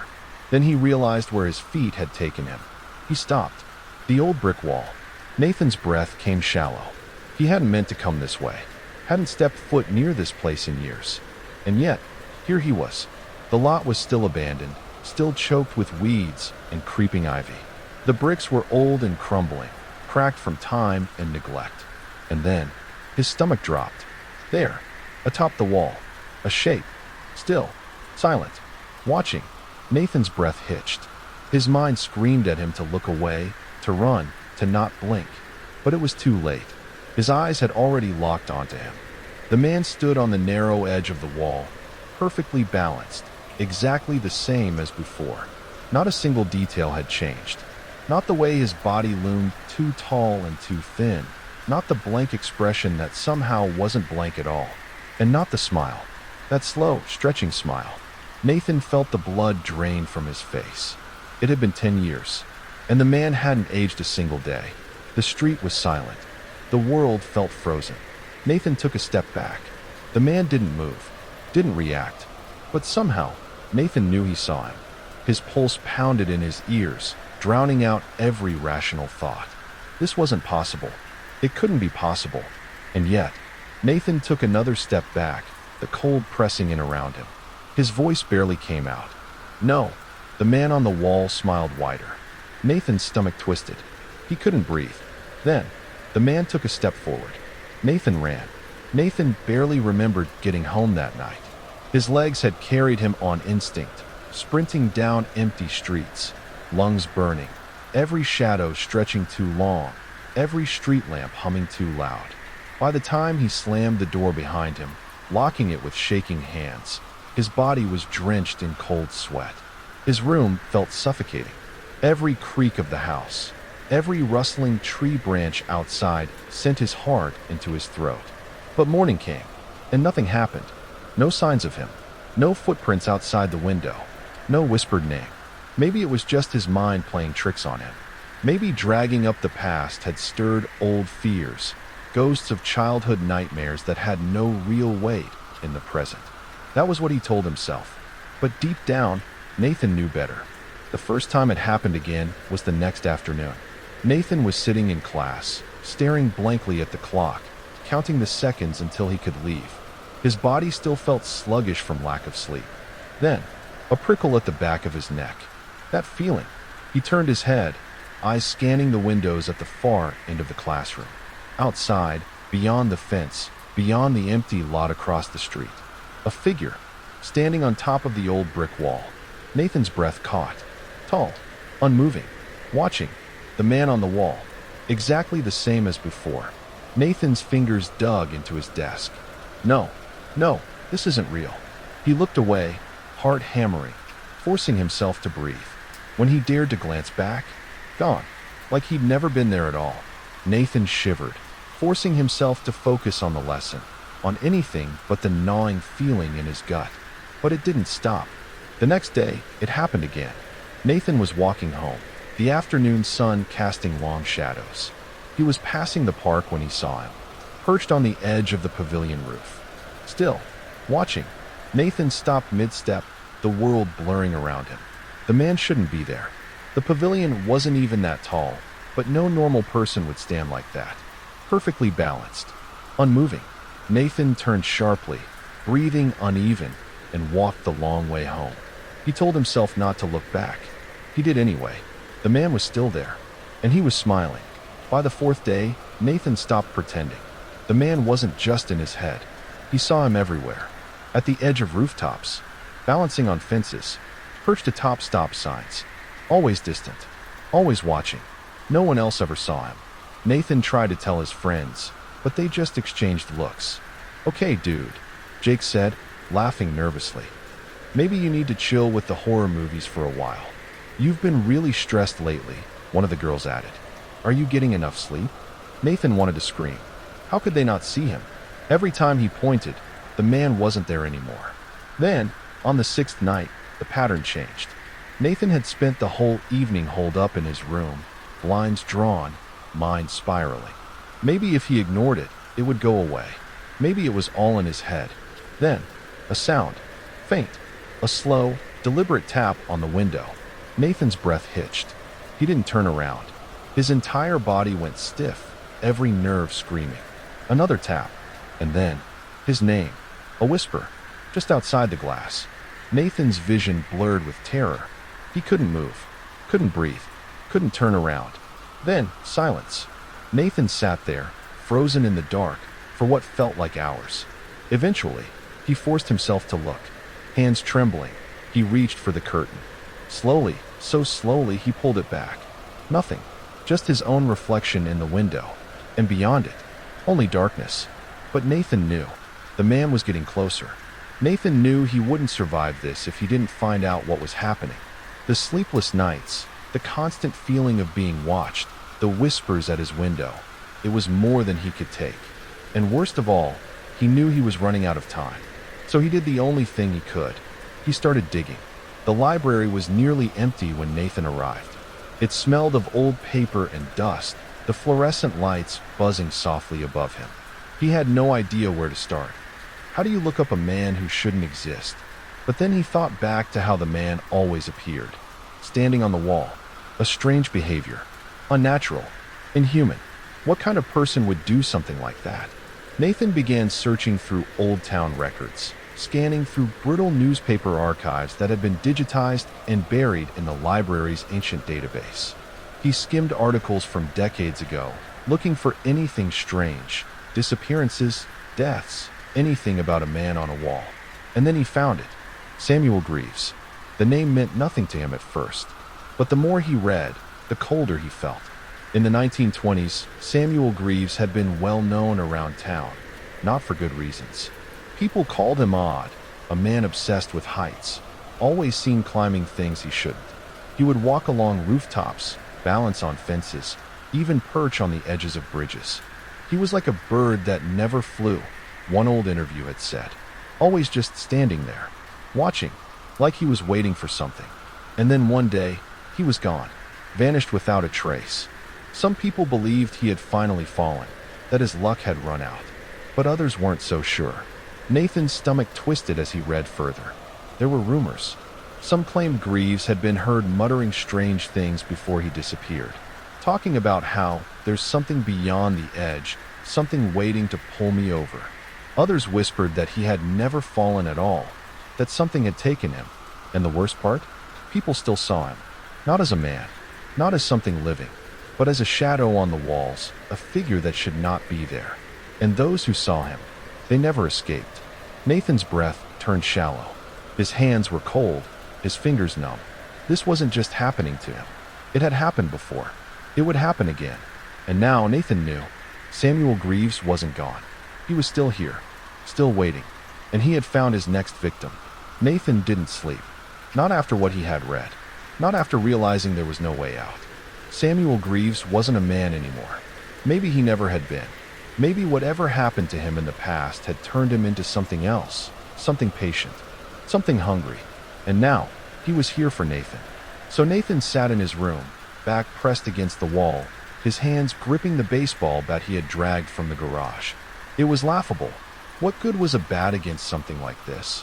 But it was the only thing that made him feel even slightly in control. The house was silent. His parents were asleep. The world outside was still. His clock read 2:57 a.m. He hadn't blinked in over an hour. 2:58 a.m. The air in his room felt heavier, thicker. His ears rang in the silence. 2:59 a.m. Nathan's knuckles went white around the bat. Then, 3 soft knocks on the window. Nathan's body went rigid. The sound was gentle, almost polite, but it might as well have been a gunshot. For a long, terrible moment, he didn't move. Then, slowly, so slowly, he turned his head. And there he was, standing outside, on the fence, perfectly balanced. Still, watching. The man's face was wrong, inhumanly blank, stretched by that awful, unnatural grin. Nathan's stomach clenched. This wasn't a dream. This wasn't his mind playing tricks. The man on the wall was real. And this time, he moved. Nathan's breath hitched.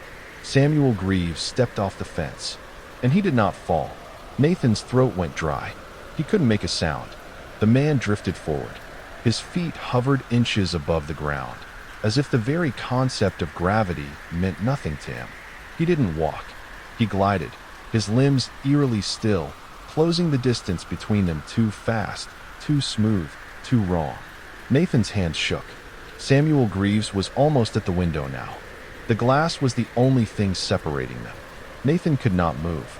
The man lifted one long, pale hand, pressed his fingers against the window, and then he knocked again. Slow, rhythmic, 3 soft taps, and then the whisper. It slid under the window pane like smoke, curling into Nathan's ears, filling the space between his thoughts, drowning him in something old and cold and inevitable. A voice that had not spoken in a century. Soft, mocking, hungry. Nathan, let me in. Nathan didn't think, didn't breathe, didn't hesitate. The moment the whisper slithered through the glass. Nathan, let me in. His body reacted on pure animal instinct. He ran. The bat clattered to the floor as he tore through his bedroom door, down the dark hallway, heart slamming against his ribs. He didn't care about the noise, didn't care if he woke his parents. They wouldn't see him. They never did. His fingers fumbled at the front door lock. Click, click. Come on, come on. His pulse roared in his ears. Every second felt like a lifetime. And then, behind him, the sound of glass breaking. Nathan didn't turn around. Didn't dare. He yanked the door open and sprinted into the night. The cold air sliced into his lungs as he bolted for his car. His keys nearly slipped from his trembling hands. But somehow, he got the door open. He slammed it shut, locked it. His breath came in ragged gasps as he jammed the key into the ignition. The engine roared to life. His headlights sliced through the empty street. And then, Nathan saw the fence. His stomach twisted. It was empty. No one was standing there anymore. No one was watching. But he knew. He knew. That didn't mean he was safe. His foot slammed the gas pedal. The tires screeched as he tore out of the driveway, the streetlights flashing past in a blur. He didn't know where he was going. Didn't care. He just had to get out. The town blurred past him, streets twisting and stretching in the darkness. 10 minutes. 20. 30. He didn't stop. Didn't dare look in the rearview mirror. The highway stretched endlessly before him, empty and silent, swallowed in darkness. He gripped the steering wheel so hard his knuckles turned white. His breath slowed. His mind tried to grasp something rational. Maybe it's over. Maybe he had outrun it. Maybe it was all in his. No. A cold weight sank in his gut. He didn't have to look. He already knew. He felt it. The prickle of unseen eyes. That same unbearable stillness pressing against the world. Nathan forced himself to glance at the side of the road. His stomach dropped. There he was, standing on a guardrail, watching. Nathan's hands jerked on the wheel. He sped up. 2 minutes later. There. Again. Standing on a bridge railing. Nathan's heart pounded. Faster. Faster. 5 minutes. Another street. Another stretch of road. Another impossible sight. Standing on a highway sign. Balanced. Still. Grinning. Nathan's breath came in sharp, shallow gasps. This wasn't possible. He wasn't following him. He was already there. Everywhere. Waiting. Waiting for Nathan to understand. Nathan finally stopped. He didn't know where he was anymore. An empty parking lot. No lights. No people. Just him. Alone. His hands gripped the wheel so tight they ached. His whole body trembled with exhaustion. His mind screamed at him to keep going. But where? He sucked in a shuddering breath. The air was too thick. Too heavy. And then, he knew. He was here. Nathan's fingers clenched around the wheel. Slowly, so slowly, he looked up. And his stomach dropped. There. Above him. Standing on top of the streetlight. Balanced. Perfectly still. Samuel Greaves. Watching.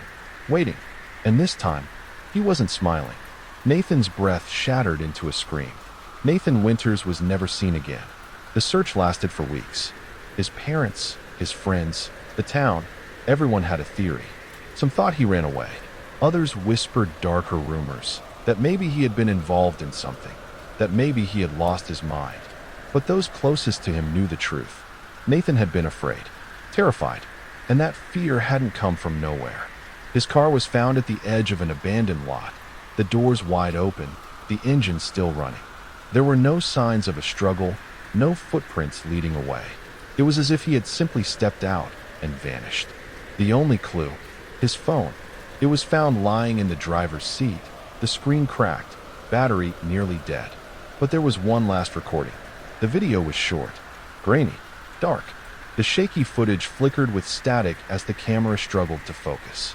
Nathan's voice was barely audible, his breathing ragged, whispering no, no, no, no, before cutting off.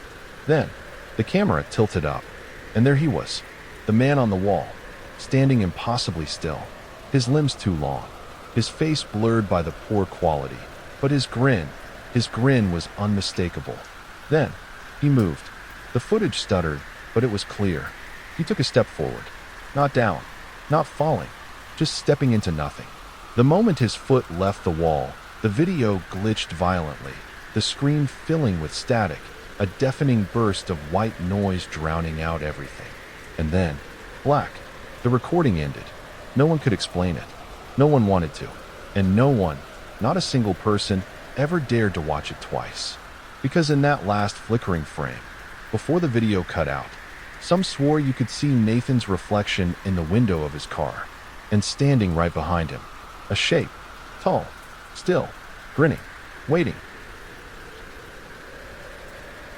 The dining table was set as it always had been, crystal glasses reflecting the soft glow of the chandelier, the scent of rosemary chicken curling into the air. My mother had taken great care in preparing the meal, the same way she always did, a silent ritual of love and routine. The clatter of utensils and the low murmur of conversation filled the room, an unbroken melody of family comfort. But tonight, something was wrong. Daniel sat at the head of the table, his shoulders squared but unnaturally stiff. He wasn't slouching the way he usually did, elbows on the table, teasing me about my day or complaining about his boss. No, tonight, he was different. His posture was too upright, his hands resting perfectly still on the tablecloth. His face, God, his face, looked the same at a glance, but the details were all wrong. The familiar warmth had drained from his eyes, leaving behind a glassy, vacant sheen. The way he moved, how he turned his head just a fraction too slow, like someone considering every motion before executing it. It unsettled me. Mom smiled at him, oblivious, her voice light as she passed him a bowl of potatoes. So, "Honey, how was your day?" Daniel's lips curled into a smile, but it wasn't his smile. It was too symmetrical, too precise, like a mask carefully stretched into place. And when he spoke, his voice was off. "I have seen the light." A chill licked down my spine. The words should have been harmless, but something in the way he said them, too measured, too deliberate, made the air in the room shift. Silence fell over the table. Dad glanced up from his plate, brow furrowing. "What?" Daniel's eyes flicked to him, then back to his plate. He picked up his fork, stabbed a piece of chicken, and chewed slowly. Mechanically, "I have seen the light," he repeated, voice flat. Mom chuckled nervously. "Well, that's nice, dear." She reached for the breadbasket. "Do you mean, like at church?" Daniel tilted his head. The motion was precise, too controlled, like he was mimicking human behavior rather than living it. "No," he said, "not church."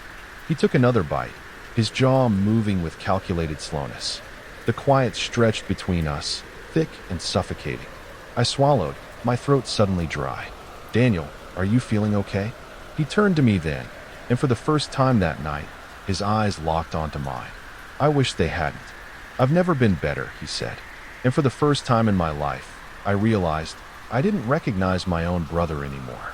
Daniel had always been the kind of guy everyone liked. He could turn an awkward silence into laughter with a single sarcastic remark. He had plans, big ones. A career in finance, a nice apartment in the city, maybe even marriage someday. But then, something happened. The change wasn't gradual. It wasn't the slow, creeping transformation that came with age or experience. No, it happened almost overnight, as if something had reached inside him and rearranged the pieces of who he was. It started with the small things. He stopped seeing his friends, the guys he had spent years with, playing soccer on weekends, grabbing beers after work, became strangers to him. They called, texted, showed up at the house, but Daniel never answered. He didn't even seem to care. Then he quit his job, not with frustration, not with the kind of burnout that makes a person snap. He just left, walked in one morning, handed in his resignation, and never looked back. "What are you going to do now?" Dad had asked him, barely hiding his anger. Daniel had smiled. That same wrong, calculated smile. "I have a different path." Mom thought it was a phase, that maybe he was just stressed or had found some new spiritual calling. But then I found him in the backyard one night, a pile of his old belongings smoldering at his feet. His childhood soccer jerseys, family photos, birthday cards, even the old teddy bear he used to sleep with as a kid, it was all burning. I rushed toward him, my breath catching in my throat. "Daniel, what the hell are you doing?" He didn't even turn to look at me. The flames flickered in his eyes as he watched the last pieces of his past curl into blackened ash. "I was blind before," he murmured. "I see now." His voice was eerily calm. I felt a shudder run through me. "What do you mean?" I demanded, trying to keep my voice steady. He finally turned, and for a moment, I wished he hadn't. There was something missing behind his gaze, something vital, something human. "I understand now," he said. "The weight of things that don't matter. I've let them go." I stared at him, at the fire, at the scraps of our childhood vanishing into smoke. I didn't know who this person was anymore, and I was terrified to find out. The whispers started soon after the fire. At first, I thought it was just the wind filtering through the house late at night. But the more I listened, the clearer it became, low, droning voices slipping from behind Daniel's closed bedroom door. I stood outside, my ear pressed against the wood, trying to make sense of the murmurs. The words, if they were even words, were unlike anything I had ever heard. A guttural, rhythmic chanting, deep and unnatural, like a chorus of voices speaking as one. I knocked. The whispering stopped instantly. For a moment, silence filled the space between us. Then, slowly, the door creaked open. Daniel stood there, his face eerily serene. The dim light behind him cast his features in shadow, but his eyes, hollow and unmoving, remained fixed on me. "Lena," he said, his voice carrying that same unnatural calm. "Can't sleep?" I swallowed, my throat dry. "What were you listening to?" He tilted his head slightly, like he was studying me. "Just a sermon." I glanced past him. His laptop sat open on his desk, the screen dim. the glow of a paused audio file visible. "Sermon?" I repeated. "Since when do you listen to stuff like that?" He stepped aside, gesturing for me to enter. Against my better judgment, I did. The room smelled different. Not like him. Daniel had always carried the scent of cologne, laundry detergent, the faint musk of his old leather jacket. But now, there was something else. Something stale. Something rotten. I had the laptop screen. The title of the audio file was nothing but symbols, shapes I didn't recognize, glyph-like markings that sent a shiver down my spine. "Daniel," I said, turning to face him. "This isn't you." His lips curled into that same, wrong smile. "I have a new family now." The words made my skin crawl. "Who?" I demanded. "Who have you been talking to?" He reached for something on his desk, fingers trailing across a small, leather-bound book. I hadn't noticed it before. Its cover was unmarked, the spine cracked from use. "There's a place," he murmured, almost reverently. "A church." A sick feeling settled in my stomach. "A church," I echoed. "Where?" His eyes gleamed. "In a town not far from here." I didn't know why, but the way he said it made my breath hitch. "Daniel, you're scaring me." "I was scared once, too," he admitted, placing a hand on my shoulder. His grip was firm, his fingers too cold. But fear is just the blindness before truth. I stepped back, heart pounding. He didn't stop smiling. That night, I barely slept. And when I did, I dreamt of voices that did not belong to this world. I woke to the sound of chanting. At first, I thought it was part of a dream. Low, guttural voices rising and falling in a strange, rhythmic pattern. But as my mind clawed its way out of sleep, the sound didn't fade. It grew sharper, more distinct, creeping through the walls like something alive. "Daniel." I threw off my blankets and hurried down the hall, my pulse hammering in my ears. His door was ajar, the dim glow of his lamp spilling into the darkness. I hesitated, but only for a second. Then, slowly, I pushed the door open and froze. Daniel stood in the center of the room, his bare feet planted on the wooden floor. His hands hung limply at his sides, fingers twitching. His head was tilted back, his lips moving impossibly fast, whispering something I couldn't understand. His voice layered over itself, one moment deep and guttural, the next high and trembling. But his eyes, oh God, his eyes. They were rolled back into his skull, nothing but the whites visible, yet I knew. He saw something. My stomach lurched. "Daniel." He didn't stop. His lips quivered, shaping words that made my teeth ache, that sent a sharp pressure burrowing into my skull. The air in the room felt thick, wrong, pressing against my skin like unseen hands. "Daniel, stop." My voice came out hoarse, barely above a whisper. And then, he stopped. Silence crushed the air around us. Slowly, too slowly, his head lowered. His rolled-back eyes flickered, then shifted forward, locking onto mine. His mouth hung open, his breath shallow. Then, in a voice that wasn't quite his, he whispered a word. I didn't recognize it. It didn't sound like any language I had ever heard, but the moment it left his lips, something inside me broke.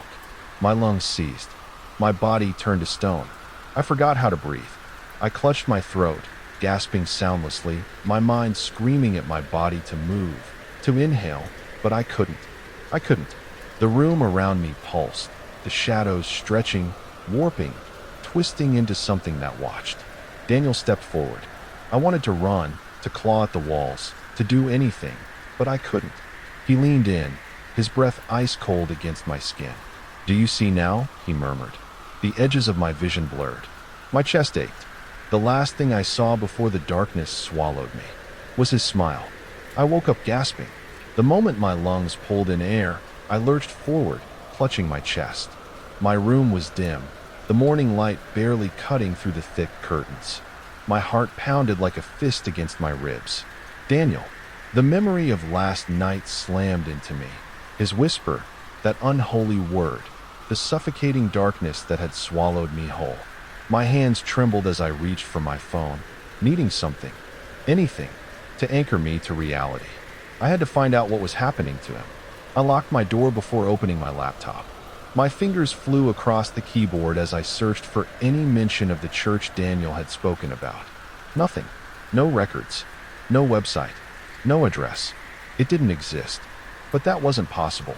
Every church, no matter how obscure, had some kind of trace online, an old Facebook page, a review, something. But this was a void, a black hole that swallowed any sign of its existence. I tried searching the name of the town he had mentioned. The results showed a tiny, isolated place with barely 100 residents. No mention of a church, no visitor reviews. It was as if people went there and never talked about it again. A knot of unease tightened in my stomach. I pulled my sleeves over my hands, rubbing my arms to chase away the cold.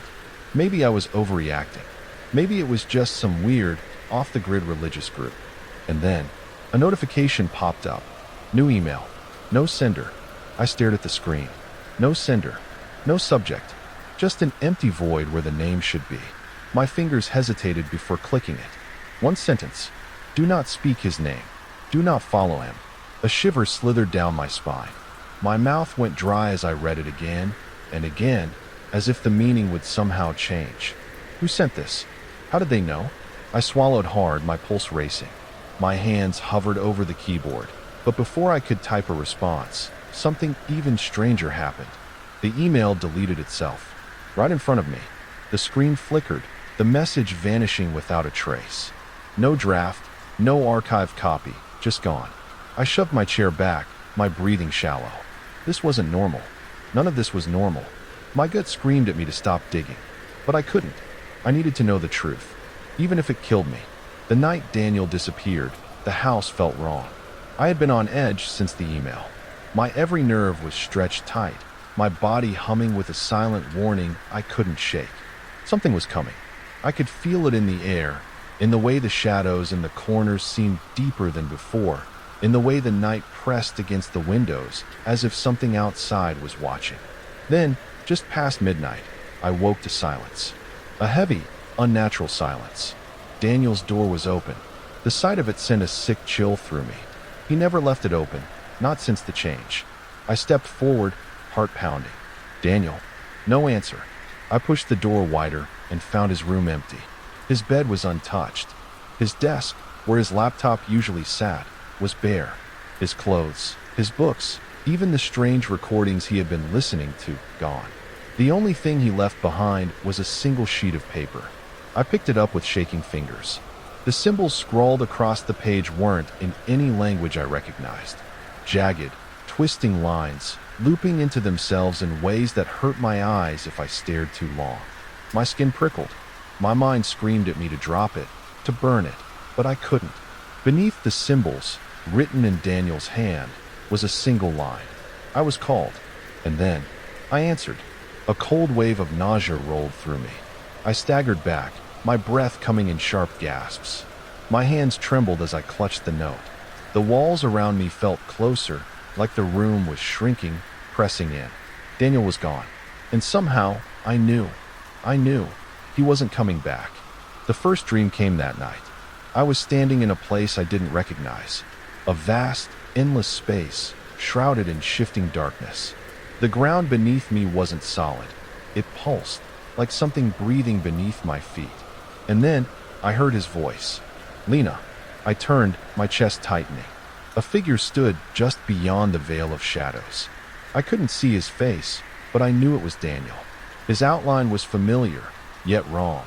His limbs too long, his head tilted at an unnatural angle. He took a step forward. The shadows parted around him like something alive. I should have run. I tried to run, but his voice held me in place. Do you hear it? He whispered. The moment the words reached me, pain exploded behind my eyes. A shrill ringing filled my ears. My vision blurred, shapes distorting and twisting. The ground shifted, swallowing my feet, dragging me down. The whispering began. Not just Daniel now, others. Countless voices, layered upon each other, speaking in that same unknowable tongue. I clutched my head, but the words burrowed into my skull, pressing against my thoughts, unraveling something inside me. I knew I should not listen. I knew, but I did. And in that moment, something deep within me, something I couldn't name, answered back. I don't remember deciding to go. One moment, I was staring at the note Daniel left behind. tracing the symbols over and over, feeling them burn into my thoughts like an infection. The next, I was driving down an empty road, the world around me fading into something less real with every mile. I had no address, no coordinates, but I knew where I was going, because something was guiding me. The sky darkened the closer I got, even though my phone said it was only noon. The trees lining the road grew taller, their branches stretching unnaturally, twisting like grasping fingers. The air itself thickened, pressing against my skin, slowing my breath. Then, the road ended. I stepped out of the car and into the silence. There was no town, no houses, no signs of life, but I had arrived. The church was not a church. There were no walls, no steeple, no doors. Only an absence, a space where something should be, yet wasn't. The ground beneath me was no longer solid, yet I did not sink. The sky above was starless, a void stretching infinitely in all directions. The horizon pulsed, shifting, like a mirage seen through burning air. And then I saw him. Daniel stood at the threshold of whatever this place was, his body silhouetted against the nothingness beyond. He was smiling, but it wasn't the forced, mechanical smile from before. This one was serene, peaceful, welcoming. "Lena," he called, his voice as soft as a prayer. I stepped forward, my heartbeat a dull, distant thing. I knew you'd come. His presence was both familiar and completely alien. He still looked like my brother, but I could feel that he wasn't. Not anymore. "What is this place?" I whispered. "The church," he said simply. I glanced around at the empty, shifting space. "But there's nothing here." Daniel's smile widened. "That's because you're still seeing with their eyes." He raised his hand. "Come," he murmured. "Come see the light." A pulse of something unseen rippled through the space between us. I felt it, deep inside me, in a place words couldn't reach. A pull, a call. I knew if I took his hand, if I crossed that threshold, I would never return. I would never be Lino again. I stared at him, at the outstretched hand of the brother I had once known. And I had to decide. I don't remember leaving. One moment, Daniel's hand was outstretched, his voice curling through the void like smoke, beckoning me forward. The next, I was back in my car, the engine silent, my fingers gripping the wheel so tightly my knuckles had gone white. The road behind me was gone. No trees, no tire tracks, no sign that I had ever been there at all. I should have felt relief, but I didn't, because Daniel was gone. I searched for him, of course. I scoured every missing persons database, every news article, every forgotten corner of the internet. I even drove back to where the road had ended, only to find nothing but an endless stretch of untouched highway, as if he had never existed. Mom and Dad stopped talking about him, not in the way grieving parents do, not with sadness or pain, but with absence, with an emptiness so profound it terrified me. It was as if something had erased him, but I knew the truth. I knew he wasn't gone, because sometimes I still hear him. The first time was months later. I was scanning through old radio stations late at night, my fingers absent-mindedly turning the dial. Static, faint whispers buried beneath the noise. I froze. The voice was distant, layered beneath the distortion, but I knew it. I knew it. Lena. My breath caught. It was him. I pressed the radio closer to my ear, my pulse hammering. The static hissed, shifting, reshaping itself into something almost like words. "You will see too." I threw the radio across the room. The next time, it wasn't the radio. It was the silence itself. I was lying in bed, my body caught between sleep and waking, when I felt it, a presence, just beyond my perception, watching. And then, the whisper. Close. Too close. "You will see too." A shudder tore through me. I squeezed my eyes shut, covered my ears, told myself it wasn't real. But deep down I knew. A door once opened cannot be closed. And no matter how far I run, no matter how many times I try to pretend, one day I will see, just like Daniel.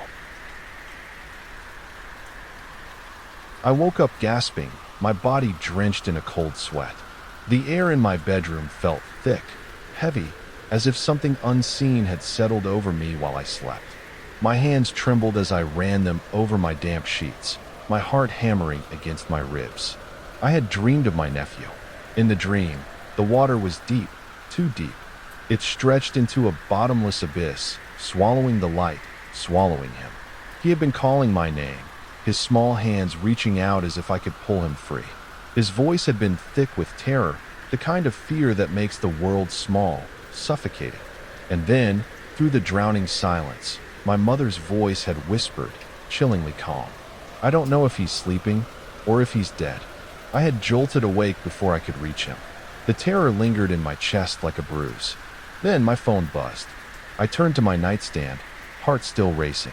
The screen glowed in the darkness, illuminating a message from my brother. Have you heard from him? He's missing. My breath caught. The dream. The cold sweat turned to ice. I sat upright in bed. The dim glow of my phone screen the only light in the room. My fingers hovered over the screen, my mind still tangled in the fading grip of the dream. Lucas is missing. I swallowed hard, rereading my brother's message. My nephew, my sister's only child, was gone. The logical part of my mind tried to steady me. Missing didn't mean anything yet. Maybe his phone had died. Maybe he had lost track of time. But my body knew better. That deep, bone-deep dread from my dream was still curling around my ribs, refusing to let go. I tapped out a reply. What do you mean missing? A minute passed, then another. The typing bubbles appeared, then disappeared. When my phone finally vibrated again, the message was worse than I had expected. He was on a weekend trip with his friends. Last seen around 2 a.m. at the lake. No one's heard from him since. I felt the blood drain from my face. My eyes flicked to the clock on my nightstand. 2:13 a.m., the exact time I had woken up. My skin prickled, an unnatural chill sweeping through my body. I tried to steady my breathing, to remind myself that it was just a coincidence. Just an awful, awful coincidence. I climbed out of bed, the floor beneath my feet feeling colder than it should. My apartment in Singapore was quiet, the city outside still alive with distant traffic. But here, in my room, the silence was thick, oppressive. Lucas was thousands of miles away, in the UK, where the night was already over. But at the same time I had woken from my nightmare, he had vanished. I didn't believe in premonitions. I didn't believe in signs. But I also couldn't ignore the feeling that something beyond reason, had already known. I pressed the call button, my hands still shaking. The phone rang once, twice. Then my brother answered. His voice was raw, frantic. Mira, he's gone. The police. He took a shuddering breath. They can't find him. His friends said he just disappeared. Disappeared. I gripped my phone tighter. What do you mean? Did anyone see him leave? Hear anything? No. 1 minute he was there, and the next. My brother's voice cracked. They were at the lake, drinking a little, messing around. They turned their backs for a second, and then he was gone. Just gone. No splash. No sound. Like the earth swallowed him up. A chill curled through me, wrapping around my spine like a tightening noose. The lake. The dream. Was the water deep? I asked, voice barely above a whisper. Yeah. It's an old quarry, flooded years ago. It's pitch black at night. Freezing cold. But if he fell in, he would have screamed. Someone would have heard. They dragged the water, Mira. They didn't find a body. I closed my eyes. He's not sleeping, or if he's dead. Something was wrong. Not just missing person wrong. Not just a tragic accident. Something else. That night, I didn't sleep. Not really. My body was exhausted, but my mind refused to shut down. I kept checking my phone, waiting for an update that never came. At some point, I must have dozed off, because I found myself there. The dream was different now.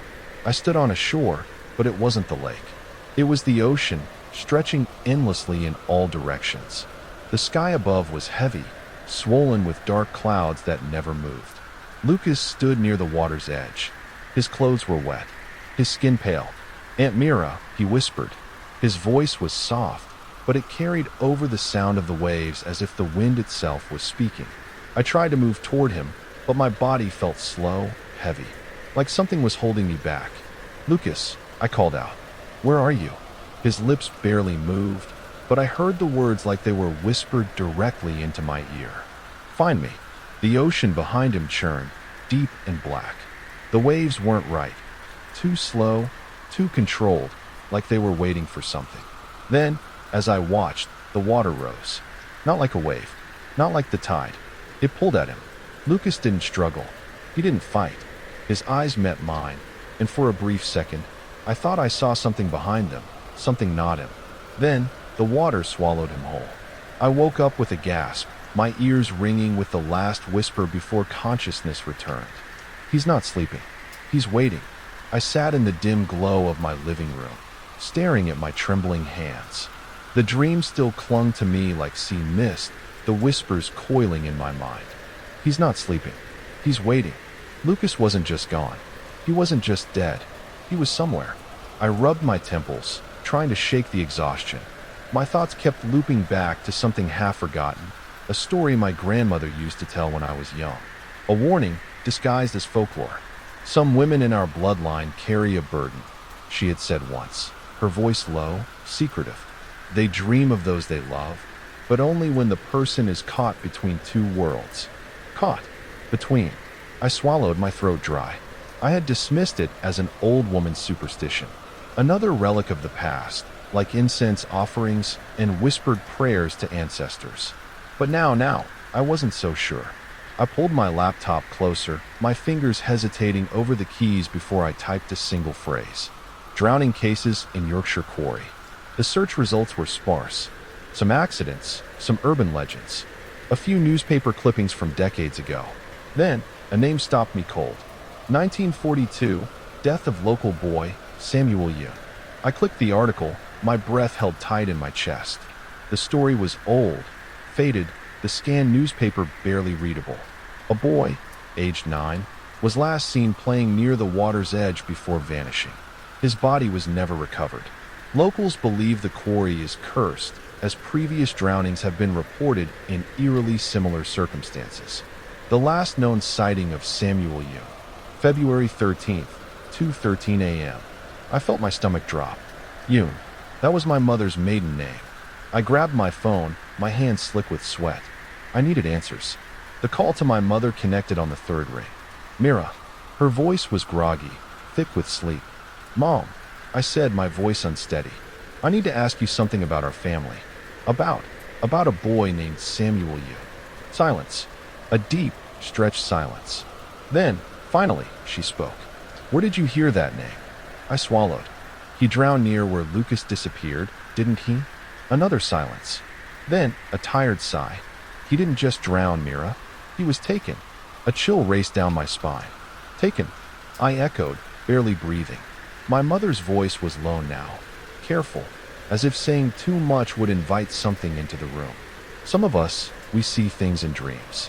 We feel the pull of those who are not fully gone. Your grandmother had it. I had it once. She exhaled sharply. And now you do too.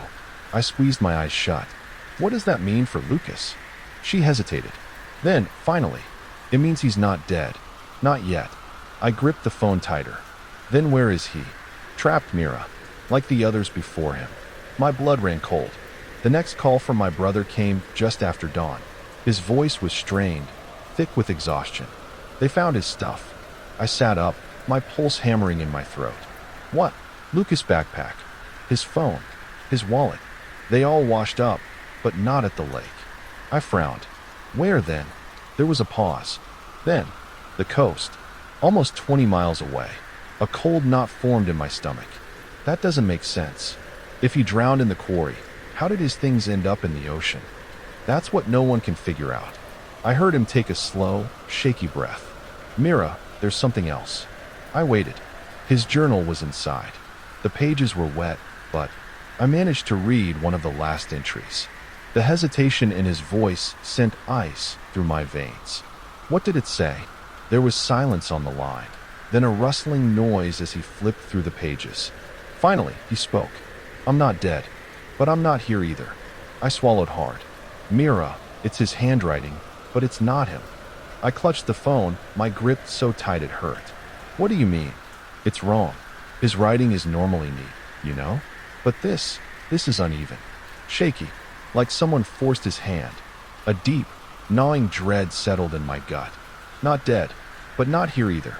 My mother's voice echoed in my head. He's trapped. like the others before him. Lucas was alive, but not in a way that anyone understood, and something was keeping him there. The flight to the UK was long, but I barely registered the hours passing. My thoughts churned, replaying the dream, the cryptic message in Lucas' journal, my mother's ominous words. He's trapped, like the others before him. I arrived in Yorkshire just before sunset. The air was damp, the sky bruised with the fading remnants of daylight. My brother met me at the airport, his face pale, hollowed by sleepless nights. Neither of us spoke much during the drive. When we finally reached the beach where Lucas' belongings had washed up, I stepped out of the car and inhaled deeply. The wind carried the scent of salt and something else, something old. The tide lapped at the shore, calm, but there was an unnatural stillness to the place. "This is where they found his stuff?" I asked. My brother nodded, arms crossed. "Yeah, no footprints. No signs he ever walked here. Just his things, like they were dropped from nowhere." The black water stretched endlessly before me, rippling under the moonlight. I couldn't shake the feeling that something was watching. Not someone. Something. That night, I made a choice. I needed answers. So I did the only thing that made sense. I slept near the water, wrapped in a thick blanket. I curled up on the shore, the rhythmic push and pull of the tide lulling me into uneasy rest. I didn't have to wait long. The dream pulled me under like a riptide. This time, I was standing in shallow water. The ocean stretched endlessly before me, dark and fathomless. And Lucas was there. He stood a few feet away, his back to me, his shoulders rigid. His clothes were soaked, clinging to his too thin frame. I opened my mouth to call his name, but then I saw it. Something was standing behind him, tall, motionless, a figure, faceless and cloaked in shifting darkness, as if made from the deep itself. The air in the dream felt heavier, thicker, like breathing through water. The figure leaned down, close to Lucas' ear, whispering in a language I didn't understand, words low and guttural, like the creaking of ancient wood beneath the ocean's surface. Lucas turned his head slightly, just enough for me to see his face. His eyes, they weren't his. They were black, the same depthless void as the sea behind him. Then he opened his mouth, and salt water poured out. I woke up with a scream. I knew what I had to do. It wasn't logic. It wasn't reason. It was something deeper, something primal, etched into my bloodline like an inheritance I had never asked for. If Lucas was trapped, I had to call him back. I spent the next few hours gathering what I needed. From my grandmother's stories, I remembered the ritual, an old tradition, something spoken of in hushed tones. It was meant to guide lost souls home, to pull them from the places where death lingered but had not yet fully claimed them. My mother had never told me the details, but I remembered enough. A personal belonging, a circle drawn in salt. His name, called at the exact moment of disappearance. 2:13 a.m. That was when Lucas had vanished. That was when I had woken from the first nightmare. That was when I had to call him back. 2:05 a.m. The tide was coming in, slow and steady. The beach was deserted, the night thick with an eerie silence. Even the wind had stilled, as if holding its breath. I stepped onto the damp sand, my pulse hammering. Lucas' soaked journal rested in my hands, his last known possession, the link to wherever he had gone. With careful, shaking hands, I poured a thick circle of salt around me. A barrier, a boundary. I looked out at the water. The tide was unnaturally dark, the reflection of the moon distorted, as if something beneath the surface was watching, waiting. 2:12 a.m. I took a deep breath and spoke his name. Lucas. The wind picked up instantly, slamming into me with a force that sent grains of sand biting into my skin. I didn't stop. Lucas, come back. The waves grew restless, slamming against the shore in sharp, unnatural bursts. The air grew thick, electric, as if a storm was about to break. The wind screamed now, howling like something alive. And then, the ocean moved. Not a wave, not the tide. Something underneath it shifted. And then, just as my voice reached its loudest, a hand broke the surface. It clawed at the air, fingers outstretched, slick with black water. I lunged forward, instinct taking over. The water was ice cold as I grabbed his wrist, his skin deathly cold beneath my grip. I pulled hard, my feet sinking into the sand as I heaved with everything I had. Then, with a violent lurch, Lucas stumbled onto the shore. He collapsed onto the wet sand, coughing, hacking up water that was darker than the night itself. His entire body shuddered violently, as if reality was trying to decide whether or not to let him go. I fell to my knees beside him. "Lucas!" My voice was shaking. "Lucas, can you hear me?" For a long, terrible moment, he didn't respond. Then he turned his head, eyes wide, wild. And this time, they were his. I gasped, clutching his face. "You're back. Oh my God, you're back." His lips trembled, his voice barely a whisper. It wouldn't let me go. I stiffened. Slowly, I turned my gaze back to the water. For just a moment, only a fraction of a second, I saw it. A dark shape, watching from the surf, shifting like a shadow beneath the waves. Then it sank, and the ocean was still once more. Lucas slept for nearly 24 hours after I pulled him from the water. The doctors said he was severely dehydrated, his body temperature dangerously low. But he was alive. When he finally woke, I was sitting by his bedside, gripping his hand like he might vanish again if I let go. "Lucas," I whispered. He blinked slowly, his gaze unfocused at first. Then, recognition flickered in his tired eyes. "Aunt Mira?" His voice was hoarse, as if he had been screaming for days. Relief flooded through me. "You're safe," I said, squeezing his hand. "You're back." He swallowed hard, his expression darkening. "Back from where?" I hesitated. "Do you remember anything?" Lucas shook his head slowly. "I remember being at the lake. I remember laughing with my friends." His brows knit together. Then nothing, just blackness. I didn't tell him the details. I didn't tell him what I saw. I didn't tell him about the thing that had been standing behind him. The only thing Lucas knew for sure was that he never wanted to go near the water again. When the doctors suggested light swimming therapy to ease his stiff muscles, he refused. When my brother tried to take him to the coast for fresh air, he locked himself in his room. He wouldn't even stand near a sink if the water was running too long. I don't know why. He admitted to me one night, his voice barely above a whisper. "I just feel like something is still watching." I didn't argue, because I felt it too. The night before I flew back home, I had one final dream. I was standing on the shore again. The ocean stretched before me, vast and endless, the sky above heavy with unmoving clouds. The tide was unnaturally still. Then, from somewhere deep beneath the waves, a sound, low, vibrating, ancient. A whisper curling through the wind, barely audible but impossible to ignore. "You took him back, but we are not done." I woke up gasping.